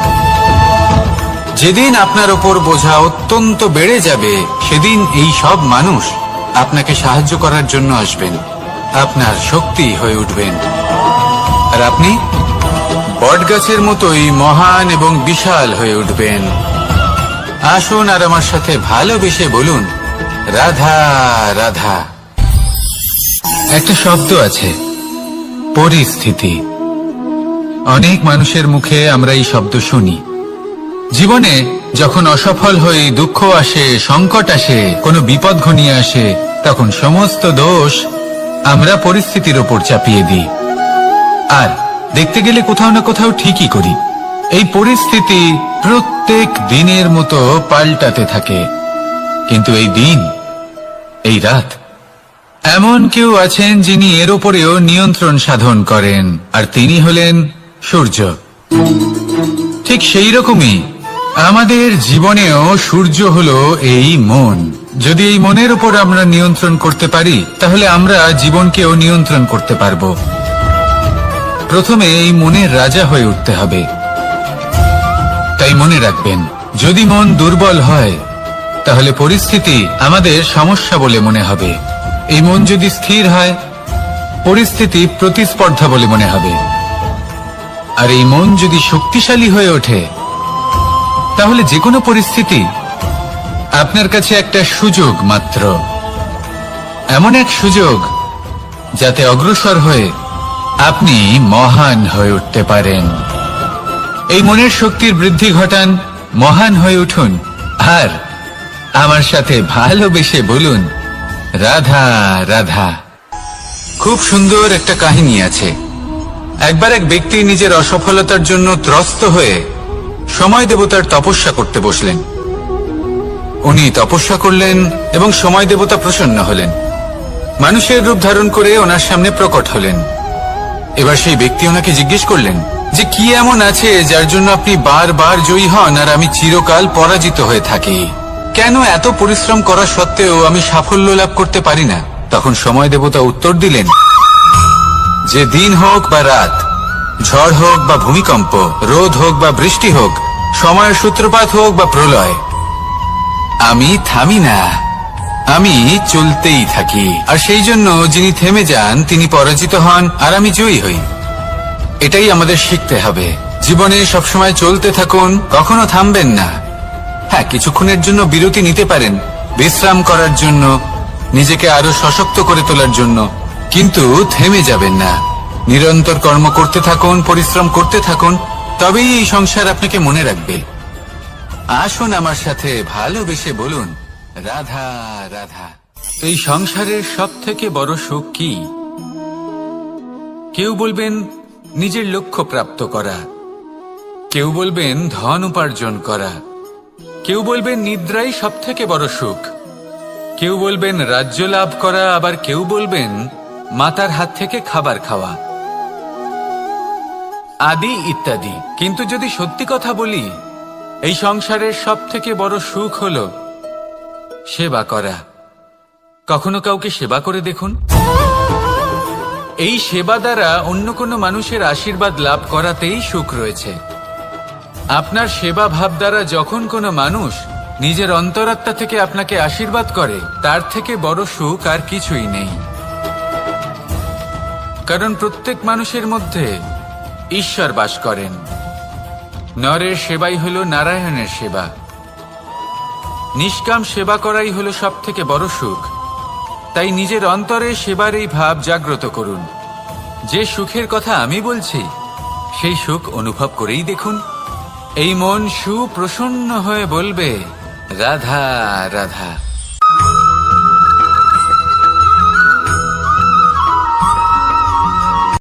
আজ আমি আপনাকে এমন এক গল্প শোনাবো যা আমার নন্দ বাবা আমাকে শুনিয়েছিলেন যখন আমি ছোট ছিলাম। কাহিনী একজন সাধু আর একজন বিছের। একবার এক সাধু নদীর পাড়ে স্নান করছিলেন। উনি দেখলেন যে জলের প্রবাহে একটা বিছে ভেসে যাচ্ছে। তার প্রাণ বাঁচানোর জন্য উনি তাকে তুলে নদীর পাড়ে রাখার চেষ্টা করলেন, কিন্তু যেই সেই বিছেকে উনি হাতে তুললেন, সেই বিছে ওনাকে কামড়ে দিল। সাধু আবার চেষ্টা করলেন। সেই বিছেকে হাতে নেওয়াতে সে আবার তাকে কামড়ে দিল। আরো একবার চেষ্টা করাতে ওনার শিষ্য ওনাকে জিজ্ঞেস করল, এ আপনি কি করছেন গুরুদেব? এসব কি হচ্ছে? আপনি তারই প্রাণ বাঁচানোর চেষ্টা করছেন যে আপনাকে কামড়ে দিচ্ছে। গুরুদেব উত্তর দিলেন, যে ও বিছে হয়েই নিজের কর্ম করছে, নিজের প্রবৃত্তি, নিজের ব্যবহার বদলাচ্ছে না, তাহলে আমি সাধু হয়ে তা কেন বদলাবো? এর তাৎপর্য হলো সরল, যে সংসারে কিছু মানুষ আছেন যারা হয়তো খারাপ, দুষ্ট প্রকৃতির, আর হয়তো তারা কখনোই বদলাবেন না, কখনোই কোনো পরিবর্তন আসবে না। কিন্তু তার মানে এই নয় যে আমরা আমাদের কর্ম করা ছেড়ে দিই, আমরা আমাদের প্রচেষ্টা ছেড়ে দেব। আগে না, আমাদের তো করতেই হবে, কারণ ইতিহাস সাক্ষী আছে যে এই চেষ্টা এই সংসারের ধারাকেও বদলে দিতে পারে। তাহলে আপনিও আসুন আর আমার সাথে ভালোবেসে বলুন, রাধা রাধা। মানুষ জীবনে সবসময় শিখরে পৌঁছতে চায়, অনেক উঁচুতে উঠতে চায়, আর তার জন্য তারা কি না করে, পরিকল্পনা করে, ষড়যন্ত্র করে, প্রার্থনা করতে থাকে, আবার কারোর কাছে সাহায্যও চায়। কিন্তু এত কিছু করা সত্ত্বেও অনেক সময় মানুষ শিখরে পৌঁছতে পারে না। যদি পৌঁছেও যায় তাও খুব তাড়াতাড়ি নিচে নেমে আসে। এর কারণ কি? একটা উদাহরণ দিয়ে বোঝানো যাক। এই হলো ময়ূর পেখম, আর এই হলো পাথর। যদি এই পেখমকে হাওয়ায় ছুঁড়ে দিই তবে ও উড়তে থাকে, কিন্তু এই পাথর অতি শীঘ্রই মাটিতে নেমে আসে। এর কারণ কি? ভার। এই পাথর হলো ভারী, আর এই শিক্ষাই আমাদের গ্রহণ করতে হবে। ঠিক এইভাবেই যদি আমাদের মন দ্বন্দ্ব আর অহংকার দ্বারা পরিপূর্ণ হয়ে থাকে, তাহলে তা কখনোই শিখরে পৌঁছবে না। পৌঁছে গেলেও খুব শীঘ্রই মাটিতে নেমে আসবে। তাই এই মনকে হালকা করতে শিখুন, অহংকারকে, এই হিংসাকে ত্যাগ করুন। তারপর উঁচুতে উড়ে তো দেখুন, কত উঁচুতে উড়তে পারবেন আপনি। আসুন আমার সাথে ভালোবেসে বলুন, রাধা রাধা। মানুষ এক অত্যন্ত বিচিত্র প্রাণী। পরিকল্পনা করে, ষড়যন্ত্র করে, প্রচেষ্টা করে, কাউকে পরাজিত করার চেষ্টাও করে। সাপকে একটা দড়ি মনে করে হাতে চেপে ধরার চেষ্টা করে, কিন্তু একটা কথা বুঝতেই পারে না, সময়ের এই সাপ, এটা হাতে চেপে ধরাই যায় না। আর আপনি যা করবেন তা আবার ফিরে আসবে আপনারই সামনে। দেখুন, এতে কিছুই যায় আসে না যে আপনি কুম্ভকারের পুত্র নাকি কৃষ্ণের পুত্র। যদি আপনি অনুচিত কর্ম করেন তাহলে আপনার সাথেও অনুচিতই হবে। অশুভ কর্ম করলে আপনার সাথেও অশুভই হবে। কুরু বংশ অত্যন্ত মহান বংশ ছিল। এই কুরু বংশ কি হলো তার সাথে? একটা গোটা বংশ বয়ে গেল, কারণ ওনাদের উদ্দেশ্য অশুভ ছিল। অন্যদিকে 5 জন বনবাসী পাণ্ডব মহাভারত বিজয়ী হলেন, কারণ তাদের উদ্দেশ্য শুভ ছিল। তাই মনে রাখবেন, শুভ অগ্নি প্রজ্বলিত করবেন, শুভ তাপ সঞ্চার হবে। অশুভ অগ্নি প্রজ্বলিত করবেন, নরকেই জ্বলতে হবে। তাহলে আসুন আর আমার সাথে ভালোবেসে বলুন, রাধা রাধা। মানুষ জীবনে সবসময় সুখ পেতে চান, কিন্তু এই সুখ এটা আসলে কি? এই সুখের আসল রূপ কি? আমি বলি, সুখের আসলে 2টি রূপ হয়, বাহ্যিক সুখ, আত্মিক সুখ। আর এটা ঠিক তেমনই হয় যেরকম আমাদের শরীরের সাথে জড়িত ছায়া আর আমাদের শরীরের মধ্যে বসবাসকারী আত্মার। যদি ছায়ার কথা ভেবে দেখেন তাহলে বুঝতে পারবেন, আমাদের শোবার সময় ভোরবেলা এই ছায়া অনেক বড় হয়ে যায়। যখন এই সূর্য মাথার উপরে চলে আসে, তার তাপ বেড়ে যায়, তখন এই ছায়া ছোট হয়ে যায়। আর যেই অন্ধকার নেমে আসে, এই ছায়া আপনার সঙ্গ ত্যাগ করে। এরকমই হয় বাহ্যিক সুখ। আর এবার কথা বলি আমাদের শরীরের মধ্যে বসবাসকারী এই আত্মা। এই আত্মা কখনো আমাদের সঙ্গ ত্যাগ করে না, সব সময় আমাদের সাথে জড়িয়ে থাকে। এরকমই হয় আত্মিক সুখ, যা সব সময় আমাদের সাথে থাকে। আত্মিক সুখ কারোর সেবা করে, আত্মিক সুখ কাউকে সাহায্য করে, আত্মিক সুখ প্রেম বোধের, যা কখনো আমাদের সঙ্গ ত্যাগ করে না। সেখানে বাহ্যিক সুখ, যতক্ষণ আপনি সম্পন্ন কিছু মানুষ এবং সুবিধার সাথে আছে, এই বাহ্যিক সুখ আপনার সাথে থাকবে। সম্পন্নতা চলে গেলে, মানুষজন চলে গেলে, সুখ সুবিধা চলে গেলে, বাহ্যিক সুখও চলে যায়। তাহলে এই আত্মিক সুখ খুঁজে নিন এবং সেই সুখের সাথেই বলুন, রাধা রাধা। আপনি কখনো কোনো সাধারণ পাখি দেখেছেন? যেমন বাবুই। সে কি করে? সে কোনো গাছের ডালে নিজের বাসা বানায়। এবার সেইখানে বাসা বানানো সহজ ব্যাপার, কারণ সামগ্রী আশেপাশেই পাওয়া যায়। কিন্তু সমস্যা হলো আক্রমণ। কোনো সাপ বা অন্য কোনো পশু ওর বাসাতে ওর সন্তানদের ওপর না আক্রমণ করে বসে, এই ভয়ে তার সব সময় থাকে। আর এটা সব থেকে কঠিন ব্যাপার এদের জন্য, নিজের বাসায় নিজের সন্তানদের সুরক্ষা। আর বাজ পাখি, যদি আমরা বাজের কথা বলি তাহলে তারা কি করে? বাজ পাখি কোনো উঁচু পাহাড়ের শিখরে, কোনো পাথরের খাঁজে নিজের বাসা তৈরি করে। এবার ওখানে বাসা বানানো একেবারেই সহজ ব্যাপার নয়, কারণ সামগ্রী আশেপাশে পাওয়া যায় না, দূর থেকে নিয়ে আসতে হয়। কিন্তু সেইখানে আক্রমণের ভয়ও কখনোই থাকে না। এইভাবে উচিত রূপে ও নিজের বাসা রক্ষা করতে পারে, নিজের সন্তানদের রক্ষা করতে পারে।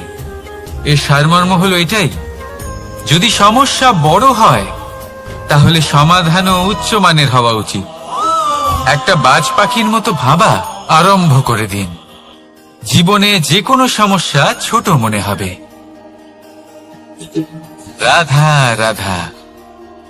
জীবনে এমন কিছু কাজ রয়েছে যা আপনাকে একাই করতে হয়, আর এমন কিছু কাজ রয়েছে যা আপনাকে একসাথে মিলে করতে হয়, একজোট হয়ে, সঙ্গবদ্ধ হয়ে। এবার সঙ্গবদ্ধ বলতে কি বোঝাতে চাইছি? আমি তাদের কথা বলছি না যারা বাস্তবিকভাবে একে অপরের সাথে কাজ করেন। আমি তাদের কথা বলছি যারা একে অপরের থেকে দূরে থেকেও একে অপরকে বিশ্বাস করেন। আমি আগেও বলেছিলাম, সমস্ত বিশ্বের আশা বিশ্বাসেই বসবাস করে, তাই না? তাই যেখানে সমস্ত বিশ্ব আছে, সমস্ত সংসার আছে, সেইখানেই বিশ্বাস রয়েছে। তাই আপনার আশেপাশে এমন দল সঙ্গবদ্ধ করুন যাদের আপনার উপর বিশ্বাস আছে আর যাদেরকে আপনি বিশ্বাস করতে পারেন। তাহলে আসুন আর আমার সাথে ভালোবেসে বলুন, রাধা রাধা। আমরা যে মানুষকে চাই, যাকে আমরা ভালোবাসি, তাকে একটা উপহার অবশ্যই দিতে চাই। এমন এক উপহার যা ওনার ভালো লাগবে, যা শ্রেষ্ঠ হবে, অতি প্রিয় হবে, বহুমূল্য হবে, বা বলতে পারেন মূল্যবান হবে। তাই আমরা কি করি? আমরা বাজারে যাই, তার জন্য স্বর্ণ, আভূষণ, হিরে, মুক্তো এইসব নিয়ে আসি। কিন্তু এটাই কি সর্বশ্রেষ্ঠ উপহার? কখনোই না। সর্বশ্রেষ্ঠ উপহার হলো স্বাধীনতা। তাকে নিজের মনের মতো বাঁচার স্বাধীনতা। যদি আপনি কাউকে স্বাধীনতা না দিতে পারেন, তাহলে সে কোথাও না কোথাও বন্দী হয়ে যায়, তার বিকাশ কোথাও না কোথাও আটকে যায়। কিন্তু যদি আপনি কাউকে স্বাধীনতা দিতে পারেন, তাহলে আপনি দেখবেন ও সমস্ত সংসারকে, এই জীবনকে নিজের দৃষ্টিভঙ্গি দিয়ে দেখবে, বুঝবে যে কোনটা হলো উচিত আর কোনটা হলো অনুচিত।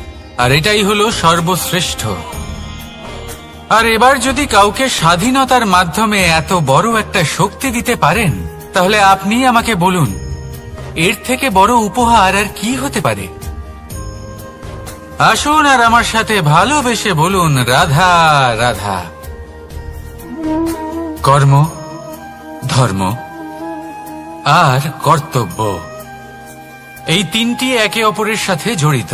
আর অনেক সময় এই তিনটি পালন করতে করতে আমাদের সেই ব্যক্তির সামনে গিয়ে দাঁড়াতে হয়, তার বিরুদ্ধেই যেতে হয়, যাকে আমরা সব থেকে বেশি ভালোবাসি। কিন্তু সেইখানে এই যুদ্ধ কোনো ব্যক্তিগত যুদ্ধ থাকে না। এ হলো কর্ম, ধর্ম আর কর্তব্যের যুদ্ধ। এটা সরল নয়, অত্যন্ত কঠিন হয় তার সম্মুখীন হওয়া যাকে আমরা সব থেকে বেশি সম্মান করি। কিন্তু আমাদের তো আমাদের ধর্মের পথে চলতেই হবে, কারণ আমরা কর্মবদ্ধ, কর্তব্যবদ্ধ, আর এটাই করা উচিত। শুধু এটুকু মনে রাখবেন, যদি আপনার উদ্দেশ্য শুভ হয়, আপনার ভাবনা শুভ হয়, আপনি যদি কর্ম, ধর্ম আর কর্তব্যের পথে অগ্রসর হন, তাহলে এই প্রক্রিয়াতে যদি আপনাকে আপনার আরাধ্যেরও সামনে দাঁড়াতে হয়, তাহলেও আপনার কোনো ক্ষতি হবে না। তাহলে আসুন আর আমার সাথে ভালোবেসে বলুন, রাধা রাধা। প্রেম এই সংসারে এসেছিল এই সংসারকে প্রেমের শিক্ষা দেওয়ার জন্য, এই জীবনের সুখের অনুভূতি আসলে কি তা শেখানোর জন্য। কিন্তু যদি সত্যি কথা বলি, তো আমি নিজেই প্রতিদিন প্রেমের নতুন নতুন স্বরূপ দেখতে পাই, প্রেমের একটা নতুন অনুভূতি প্রত্যেক নতুন দিনে। আর তার কারণ হলো এই প্রেম অনন্ত, এ হলো দৈব। প্রেম হলো এই সংসারের সব থেকে বড় ঢাল এবং সব থেকে বড় অস্ত্র। এই প্রেম ছাড়া না কোনো ন্যায় হয় আর না কোনো শাস্ত্র, না জীবন আছে আর না অন্ত। এবার যদি এই প্রেম মনের মধ্যে বাস করতে শুরু করে, তাহলে কখনো কোনো সমস্যাই হবে না। আর যদি হয়েও থাকে, তাহলে তা স্থায়ী হবে না। এই প্রেম কি না করতে পারে? এই প্রেম সমস্ত সমস্যা মিটিয়ে ফেলতে পারে, আপনার মনের মধ্যে অহংকারকেও বিনাশ করে দিতে পারে, আপনাকে সাক্ষাৎ ঈশ্বরের সাথে দেখা করাতে পারে। তাই প্রেমের দ্বারা প্রয়াস করতে থাকুন, এই সংসারের প্রত্যেক মানুষকে, প্রত্যেক বস্তুকে, প্রত্যেক জীব জন্তুকে ভালোবাসবেন। আর এই প্রেমের দ্বারাই বলুন, রাধা রাধা। প্রশান্তি জড়িত নিদ্রা মানুষের জীবনের একটা অত্যন্ত গুরুত্বপূর্ণ সুখ এবং প্রয়োজনীয়তাও। দেখতে গেলে এই সংসারের প্রত্যেক পশু পাখি, প্রত্যেক জীব অবশ্যই নিদ্রা প্রাপ্ত করেন, কিন্তু মানুষ, যার মধ্যে বিচার বিবেচনা করার শক্তি অন্যদের থেকে অনেক বেশি, তার কিন্তু ঘুমের কিছু সমস্যা অবশ্যই হয়। কি বলেন? তাই তো। এবার এর কারণ কি? চিন্তা। এবার চিন্তা আমাদের সবার জীবনে আছে। আমরা সকলে জানি যে চিন্তা কখনো আমাদের সাহায্য করে না, তাও আমাদের জীবনে আছে। কেন?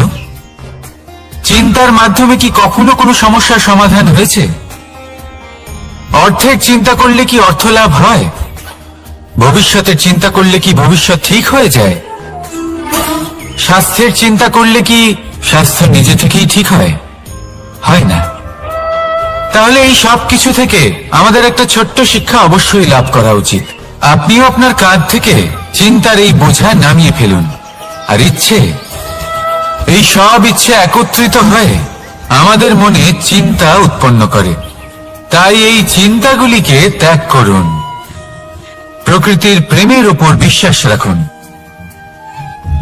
মনে রাখবেন, যিনি চিন্তামুক্ত হবেন তিনি চিতামুক্ত হবেন।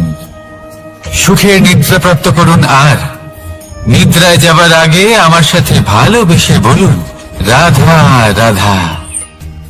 মহাদেব, সেই দেবতা যিনি মহান, যাকে দেবতাদের দেবতা বলা হয়, যিনি হলেন আমার আরাধ্য। কখনো আপনার মনে এই প্রশ্ন এসেছে যে শিবকেই কেন মহাদেব বলা হয়, অন্য কোনো দেবতাকে কেন বলা হয় না? সেই কারণ মহাদেবের মধ্যে, ওনার মধ্যে এমন এক বিশেষ গুণ রয়েছে যা অন্য কারণ নেই। তা হলো নিঃস্বার্থ হয়ে মানুষের সেবা করা। যদি প্রয়োজন পড়ে, যদি সৃষ্টির পথে বিনাশের কালো মেঘ ছেয়ে থাকে, তখন নিজের প্রাণের চিন্তা না করে হলাহল পান করার জন্য প্রস্তুত থাকেন মহাদেব। আর এই অদ্বিতীয় ত্যাগের জন্যই শিবকে মহাদেব বলে ডাকা হয়। এবার যদি কোনো মানুষও নিঃস্বার্থ ভাবনার দ্বারা নিজেকে অর্পণ করে দেয় এই জগতের কল্যাণের জন্য, মানুষের সেবার জন্য, তাহলে তিনিও মহাপুরুষ, মহামানব হতে পারেন। যদি কেউ অভুক্ত থাকেন, তাহলে নিজের থালা থেকে অর্ধেক খাবার তাকে দিয়ে দিন। যদি কেউ অসুস্থ হন, তাহলে তাকে সেবা করার, চিকিৎসা করার চেষ্টা করুন। এই জীবন শুধু নিজের জন্য নয়, অন্যদের প্রতি, সমস্ত সংসারের প্রতি উৎসর্গ করুন। যদি এইসব মানুষ শিখে যান, তাহলে তিনি মহাদেবের পথে অগ্রসর হতে পারেন। যদি মানুষ নিঃস্বার্থ ভাবনার দ্বারা এই সংসারের সেবা করতে শিখে যান, তাহলে তিনি নিশ্চিত রূপে মহামানব অবশ্যই হতে পারবেন। আসুন আমার সাথে ভালোবেসে বলুন, রাধা রাধা। স্বর্ণ, হিরে, মুক্ত, মানিক, এই সব কিছুকে আগে পাথর বলা হতো। তাহলে এমন কি হলো যে এদের রত্ন বলা হয়? আর রত্ন তা বাস্তবে আসলে কি? এটা হলো সেই পাথর যাকে আগে আগুনের তাপ সহ্য করতে হয়েছে, পরখ করা হয়েছে, যাচাই করা হয়েছে, এদের কাটার চেষ্টা করা হয়েছে, কিন্তু তারা কখনোই নষ্ট হয়নি, বরং তারা আরো উদ্ভাসিত হয়েছে, আরো উজ্জ্বল হয়েছে, এই সংসারে আরো প্রকাশ ছড়িয়ে দিয়েছে। সেই জন্য এরা হলো এত অমূল্য, সেই জন্য এরা হলো বহুমূল্য, সেই জন্য এদের রত্ন বলা হয়। এবার মানুষের কাছেও এই নির্বাচনের অধিকার রয়েছে যে আমরা শুধু পাথর হয়ে থাকব নাকি রত্ন হয়ে থাকব। কিভাবে? আমাদের জীবনেও অনেক সমস্যা রয়েছে, বাধা আছে, বিপত্তি আছে। আমরা সেই বাধার তাপে উত্তপ্ত হই, এই সমস্যা আমাদের কাটার চেষ্টা করে। অনেক মানুষ বিভিন্ন পরিস্থিতি আমাদের ভাঙার চেষ্টা করে, কিন্তু আমাদের নষ্ট হলে চলবে না। যেভাবে এই রত্ন সমস্যার সম্মুখীন হয়ে পাথর থেকে রত্ন হয়েছে, সেইভাবেই আমাদেরও আমাদের সমস্যার সম্মুখীন হয়ে রত্ন হয়ে উঠতে হবে, এই সংসারে প্রকাশের স্রোত হয়ে উঠতে হবে। তাহলে এটাই করুন, আর আমার সাথে ভালোবেসে বলুন, রাধা রাধা। সংসারে সব থেকে বড় শক্তি আসলে কি? কেউ বলবেন শারীরিক শক্তি, কেউ বলবেন অস্ত্রের শক্তি, কেউ বলবেন জ্ঞানের শক্তি। ঠিক আছে, কিন্তু যদি আমি বলি সংসারের সব থেকে বড় শক্তি হলো শক্তি কোনো এক তথ্যের, আগে হ্যাঁ, তথ্য। এই তথ্য নিজেই কিন্তু খুব শক্তিশালী, অত্যন্ত শক্তিশালী অস্ত্র হলো এই তথ্য। আর সত্যি বলতে, অনুচিত তথ্যের থেকে অনেক বেশি ঘাতক হলো অসম্পূর্ণ তথ্য। যেরকম আজ শাম্ব রুক্মির সাথে করেছে, ওকে অসম্পূর্ণ তথ্য দিয়েছে, তার ফলে বিনাশ হলো। যদি এইভাবেই আপনার কাছেও কোনো অসম্পূর্ণ তথ্য আসে, আর যদি আপনি তা পরখ না করে দেখেন, যাচাই না করে দেখেন, আর নিজের কর্ম করেন, তাহলে উত্থানের বদলে আপনি পতনের সম্মুখীন হবেন, বিকাশের বদলে আপনার বিনাশ হয়ে যাবে। মনে রাখবেন একটা অত্যন্ত গুরুত্বপূর্ণ কথা, সঠিক তথ্য পাওয়া সঠিক তথ্য দেওয়ার থেকে অনেক বেশি গুরুত্বপূর্ণ। আশা করি এই কথা আপনি বুঝেছেন। জীবনে যখনই কোনো তথ্য আপনি পাবেন, সেই বিষয়ে ভেবে দেখুন, পরখ করে দেখুন, যাচাই করুন। তারপর নিজের কর্ম করুন। আমার সাথে ভালোবেসে বলুন, রাধা রাধা। ধর্ম এবং প্রেম, এই দুই হলো একই মুদ্রার দুই পিঠ। যদি এদের মধ্যে কোনোটা নষ্ট হয়ে যায়, তাহলে দ্বিতীয়টাও থাকে না। কখনো ভেবেছেন এমন কেন হয়? তার জন্য আগে আপনাকে বুঝতে হবে যে ধর্ম আসলে কি। ধর্ম সেটাই যা এই সংসারের প্রত্যেক মানুষকে একে অপরের সাথে সুখ এবং শান্তিতে থাকতে প্রেরণা যোগায়। এই প্রেরণার আধার হলো প্রেম। প্রেম সেটাই যা আপনার মধ্যে অন্য কারোর প্রতি করুণাবোধ জাগিয়ে তোলে, সম্মান জাগিয়ে তোলে। এবার যদি প্রেম চলে যায়, তাহলে সবার আগে বিনাশ হবে সম্মান আর করুণাবোধের। এবার যেখানে না প্রেম রয়েছে, না সম্মান রয়েছে, না করুণা রয়েছে, সেখানে ধর্ম কিভাবে বাস করবে? অশুভ ইচ্ছে জাগ্রত হয়ে ওঠে, ক্রোধ জাগ্রত হয়ে ওঠে, অহংকার জাগ্রত হয়ে ওঠে, আর তারপর আরম্ভ হয় অধর্মের। তাই যা যা ভাবনা আপনার অন্তরে প্রবেশ করছে করতে দিন, কিন্তু যাই হোক না কেন এই প্রেমকে নিজের থেকে দূরে যেতে দেবেন না। এই প্রেমকে চিরকাল নিজের কাছে রাখুন, নিজের হৃদয়। আর এই প্রেম ভাব নিয়ে বলুন, রাধা রাধা। মানুষের জীবনে উন্নতি লাভ করার জন্য তিনটি স্তম্ভের প্রয়োজন হয়। প্রথম স্তম্ভ শিক্ষা। এই শিক্ষা আমাদের জ্ঞান প্রদান করে। দ্বিতীয় স্তম্ভ ব্যবসা, যার দ্বারা আমরা ধন উপার্জন করি। তৃতীয় স্তম্ভ হলো আমাদের ঈশ্বর, আমাদের ইষ্ট। এনার সাথে যদি আমরা জুড়ে থাকতে পারি, তাহলে এমন একটা মানসিক বল আপনি লাভ করবেন যেটা এই সংসারে আর কোথাও পাওয়া সম্ভব নয়। কিন্তু মানুষ অনেক সময় জীবনে এই তিনটি স্তম্ভ লাভ করা সত্ত্বেও সামনে অগ্রসর হতে পারেন না। তখনও জীবনে কঠিন পরিস্থিতি আসতেই থাকে। এমনটা ঠিক কেন হয়? কারণ সে জীবনে এই তিনটি স্তম্ভ লাভ করে নেয়, জীবনে প্রয়োগও করে, কিন্তু তার ভিতের কথা সে ভুলেই যায়। যেমন প্রথম স্তম্ভ অর্থাৎ শিক্ষা। এই শিক্ষার আধার হলো শুভ চেতনা। যদি অন্তরে শুভ চেতনা না থাকে, তাহলে এই শিক্ষার কোনো গুরুত্ব থাকে না। দ্বিতীয় স্তম্ভ ব্যবসা। পরিশ্রম করে উপার্জন করতে হবে, এই কথাটা আমরা সবাই জানি এবং সবাই চেষ্টাও করি। কিন্তু ব্যবসা করতে করতে আমরা এটা ভুলে যাই আমাদের ব্যবহার কেমন হয়ে পড়েছে। এই ব্যবহার যদি শুভ হয়, তাহলে আমাদের উপার্জন আস্তে আস্তে একটা স্থির জায়গায় এসে পৌঁছবে। এবং তৃতীয় স্তম্ভ আমাদের ভগবান। যদি ওনার স্মরণে আপনি যেতে চান, তাহলে তার পূর্বে নিজের মা বাবাকে সেবা করুন, তাদের যত্ন করুন, তাদেরকে ভালোবাসুন, কারণ ওনারাই হলেন এই সংসারে আপনার সব থেকে বড় ইষ্ট। তাহলে তিন স্তম্ভের সাথে সাথে তাদের আধারকেও নিজের জীবনে প্রাধান্য দিন। কোনো সমস্যা আসবে না, জীবনে একের পর এক উন্নতি করবেন এবং এই মন প্রসন্ন হয়ে বলবে, রাধা রাধা। সুখ, দুঃখ এবং শক্তি, এই তিন হলো এই সংসারের ত্রিদেবের মতো। আমাদের জীবনে যা কিছু ঘটছে এই তিনটির ভিত্তির উপরেই হচ্ছে। আসলে এই সংসারের একটা নিয়ম আছে। যখনই আপনি কিছু লাভ করেন, এই সংসার আপনার পরীক্ষা নেয়। এটা জানার জন্য আপনার পরীক্ষা নেয় যে আপনি যা কিছুই লাভ করেছেন, আপনি কি আদৌ সেটার যোগ্য কিনা। ঠিক সেইভাবেই এই সুখ, দুঃখ এবং শক্তি আপনার পরীক্ষা নিয়ে থাকে।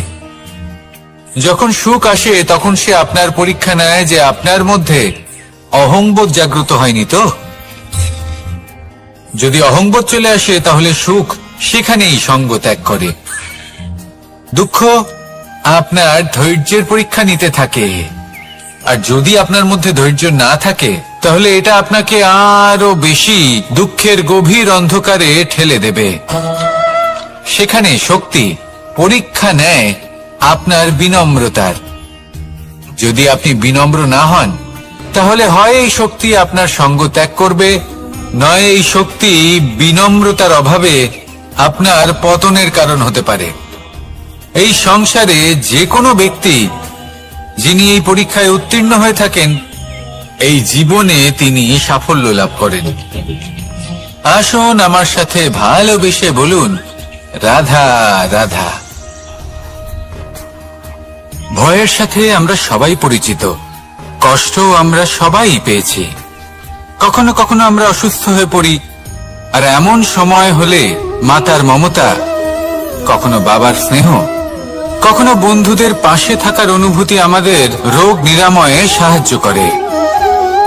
কখনো যদি আমরা নিরাশ হয়ে পড়ি, তখন যদি আমাদের কোনো আপনজন আমাদের দুটো ভালো কথা বলে, তখন আমাদের মনোবল বেড়ে যায়। ঠিক তেমন সংসারের এই রঙ্গমঞ্চে যদি আপনি পীড়িত অনুভব করেন,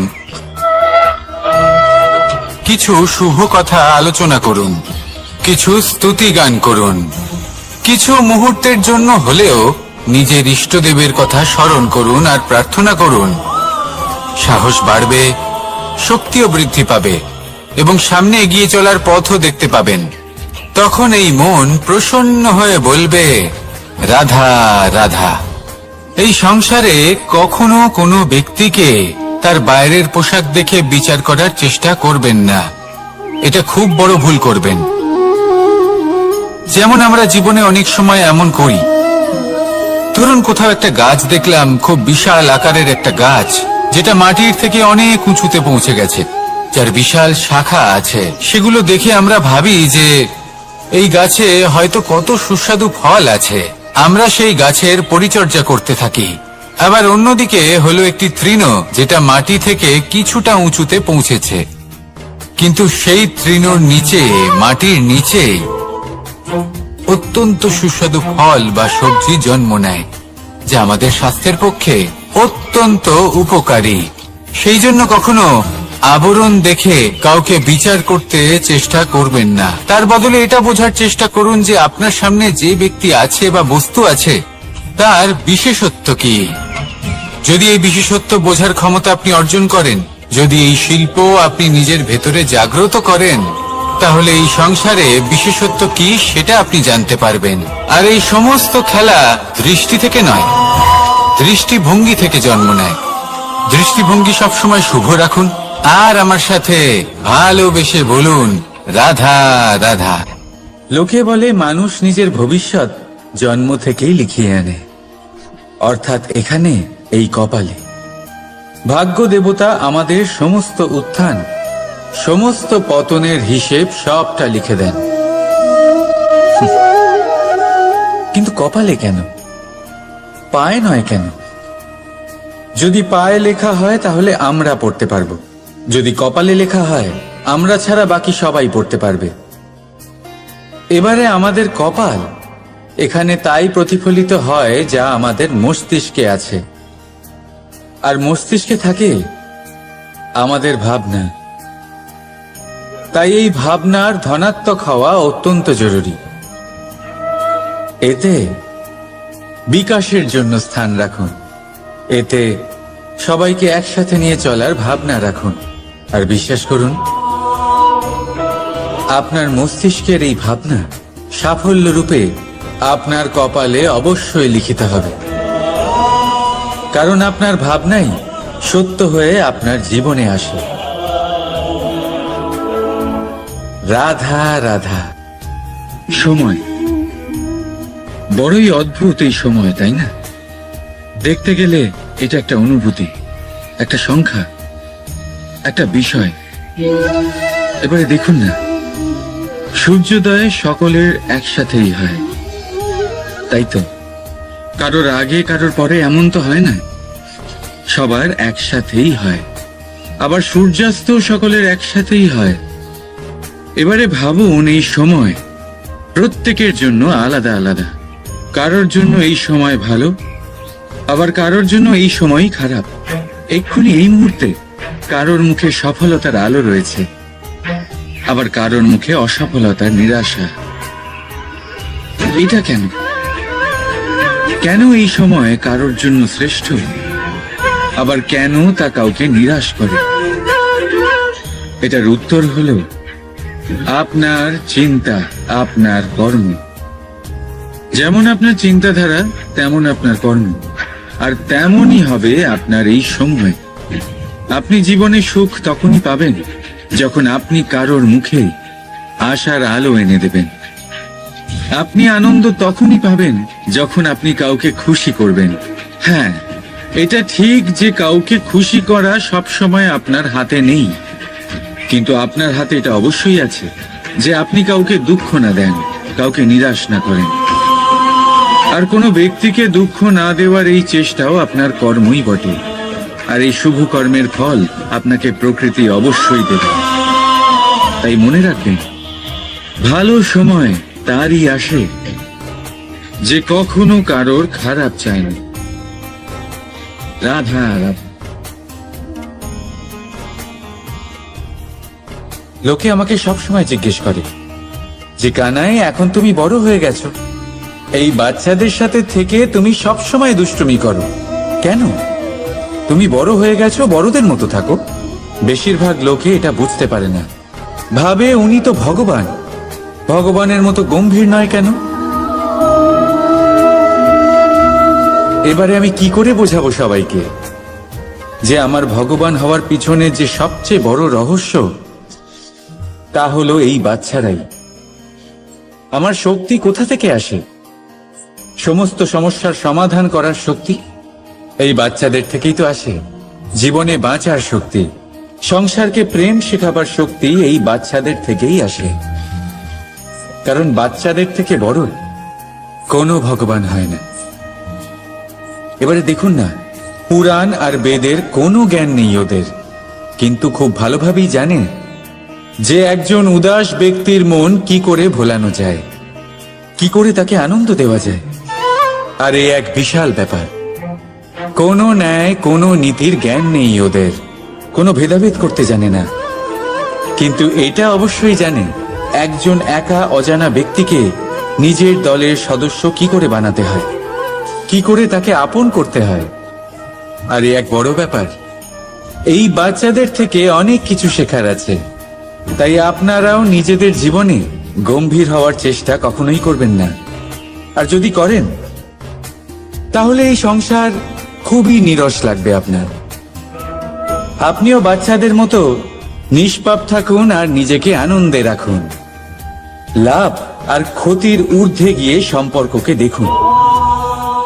জ্ঞান অর্জন করার পরিবর্তে ভালোবেসে সম্পর্ক পালন করুন। আপনি নিজেই বুঝে যাবেন যে এই সংসার কতটা সুন্দর। রাধা রাধা। মানুষ জন্ম নেয়, আর জন্ম নিলেই তার জীবনযাত্রা শুরু হয়ে যায়। তারপর সে পরিশ্রম করে, লড়াই করে, আর সে তার ফল অবশ্যই পায়। সেই নিজের জীবনযাত্রা নিজেই সাজায়। তার জীবনে ভয় ততক্ষণ প্রবেশ করে না যতক্ষণ না সে জীবনে কিছু অর্জন করে। একবার সে কিছু পেয়ে গেলে তারপরে সেটা হারিয়ে যাওয়ার ভয় মনের মধ্যে জন্ম নেয়। তারপর সে ভাগ্য, জ্যোতিষ, ভবিষ্যৎ এইসব দেখতে ব্যস্ত হয়ে পড়ে। আমি আপনাকে একটা প্রশ্ন করছি, আপনি যখন এই সংসারে এসেছিলেন কি নিয়ে এসেছিলেন যে আপনি হারাবেন? কিছুই না। আপনার বশে আপনার জীবনের সেই মুহূর্তই আছে যা আপনার হাতে আছে, অন্য কিছুই নয়।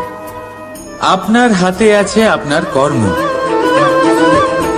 যে জীবনে দুর্ভাগ্যে হতাশ হয় না, যে অসফলতার জন্য ভেঙে পড়ে না, সেই এই জীবনে বিজয়ী হয়। বলুন, যখন আপনার জীবনে কিছুই ছিল না কি করেছিলেন? পরিশ্রম করেছিলেন, লড়াই করেছিলেন, আর সেই সব কিছু পেয়েছেন যা পেতে চেয়েছিলেন। তাহলে আজ সব পাওয়ার পর ভয় কিসের? সেই সব জিনিস কি আপনাকে পরিশ্রম করার থেকে আটকায়?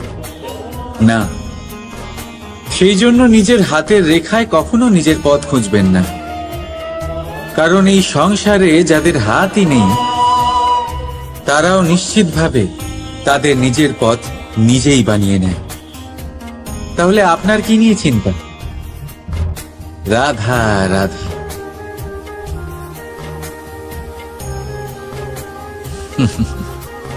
সময়। এই সময় না কোনো ব্যক্তি, না জীব, না বস্তু, তাও সময় জীবিত থাকে। এই সময়ে না জল, না অগ্নি, আর না বায়ু, কিন্তু তাও আমাদের জীবনের আধার এই সময়। দেখতে গেলে মানুষ এই সময়ের হাতের খেলনা। কখনো আমাদের সময় ভালো হয়, আবার কখনো খারাপ। কেউ সময় আসার প্রতীক্ষা করে, আবার কেউ সময় যাওয়ার প্রতীক্ষা করে, কিন্তু এই সময় কারোর হাতে ধরা দেয় না। এই সময় যা কেউ দেখতে পায় না, এটা সবাইকে সবকিছু দেখিয়ে যায়। দেখিয়ে যায় যে আপনকে আর পরকে, আমাদের শুভাকাঙ্ক্ষীকে আর ক্ষতিকে চায়, আমাদের মিত্রকে আর আমাদের শত্রুকে। এই সময় আপনাকে দেখায় যে আপনি কতটা শক্তিশালী, সেই সময় আপনাকে দেখিয়ে যাবে আপনি কতটা দুর্বল। এই সময় সব কিছু দেখিয়ে যায়। তাই এই সময় যা এতটা শক্তিশালী, তা আমরা নষ্ট কেন করি? ভেবে দেখুন। এবারে উঠুন আর এই সময়ের সম্পূর্ণ ব্যবহার করুন। এই সময়ের সদ্ব্যবহার করুন, কারণ এই সময়কে ব্যবহার করাটাই আপনার হাতে রয়েছে, আর কিচ্ছু না। আর এই সময় একবার বয়ে গেলে তখন যাই করুন না কেন, কখনো ফেরত আসবে না। সময়ের সদ্ব্যবহার করুন আর সবার মধ্যে আনন্দ ছড়ান। আর আসুন আমার সাথে ভালোবেসে বলুন, রাধা রাধা। আমরা সবাই জীবনে সফল হতে চাই, তাই না? প্রত্যেকের জীবনে ব্যক্তিগত একটা লক্ষ্য আছে, আর প্রত্যেকের জীবনে তাদের লক্ষ্যে পৌঁছানোর আলাদা আলাদা যাত্রা আছে। এবার এই যাত্রায় অগ্রসর হওয়ার জন্য পথের দরকার। পথ, এই পথ, এটা অত্যন্ত গুরুত্বপূর্ণ, আর মানুষ এটাই বুঝে উঠতে পারেন না। অধিকাংশ মানুষ তাদের গোটা জীবন কাটিয়ে দেন এই পথ খুঁজতে গিয়ে, আর অধিকাংশ মানুষ জীবন কাটিয়ে দেন তাদের এই পথ বদলাতে গিয়ে। কিন্তু এভাবে সাফল্য অর্জন করা যায় না। এবারে আপনারা জিজ্ঞেস করবেন, কি করে সাফল্য লাভ করবেন? এই সফলতা তিনি অর্জন করেন যে তার পথ নিজেই তৈরি করেন। দেখুন, যত শক্তি আর যত সময় আপনি পথ খুঁজতে আর বদলাতে গিয়ে নষ্ট করবেন, তার থেকে কম সময় এবং শক্তির দ্বারা আপনি নিজের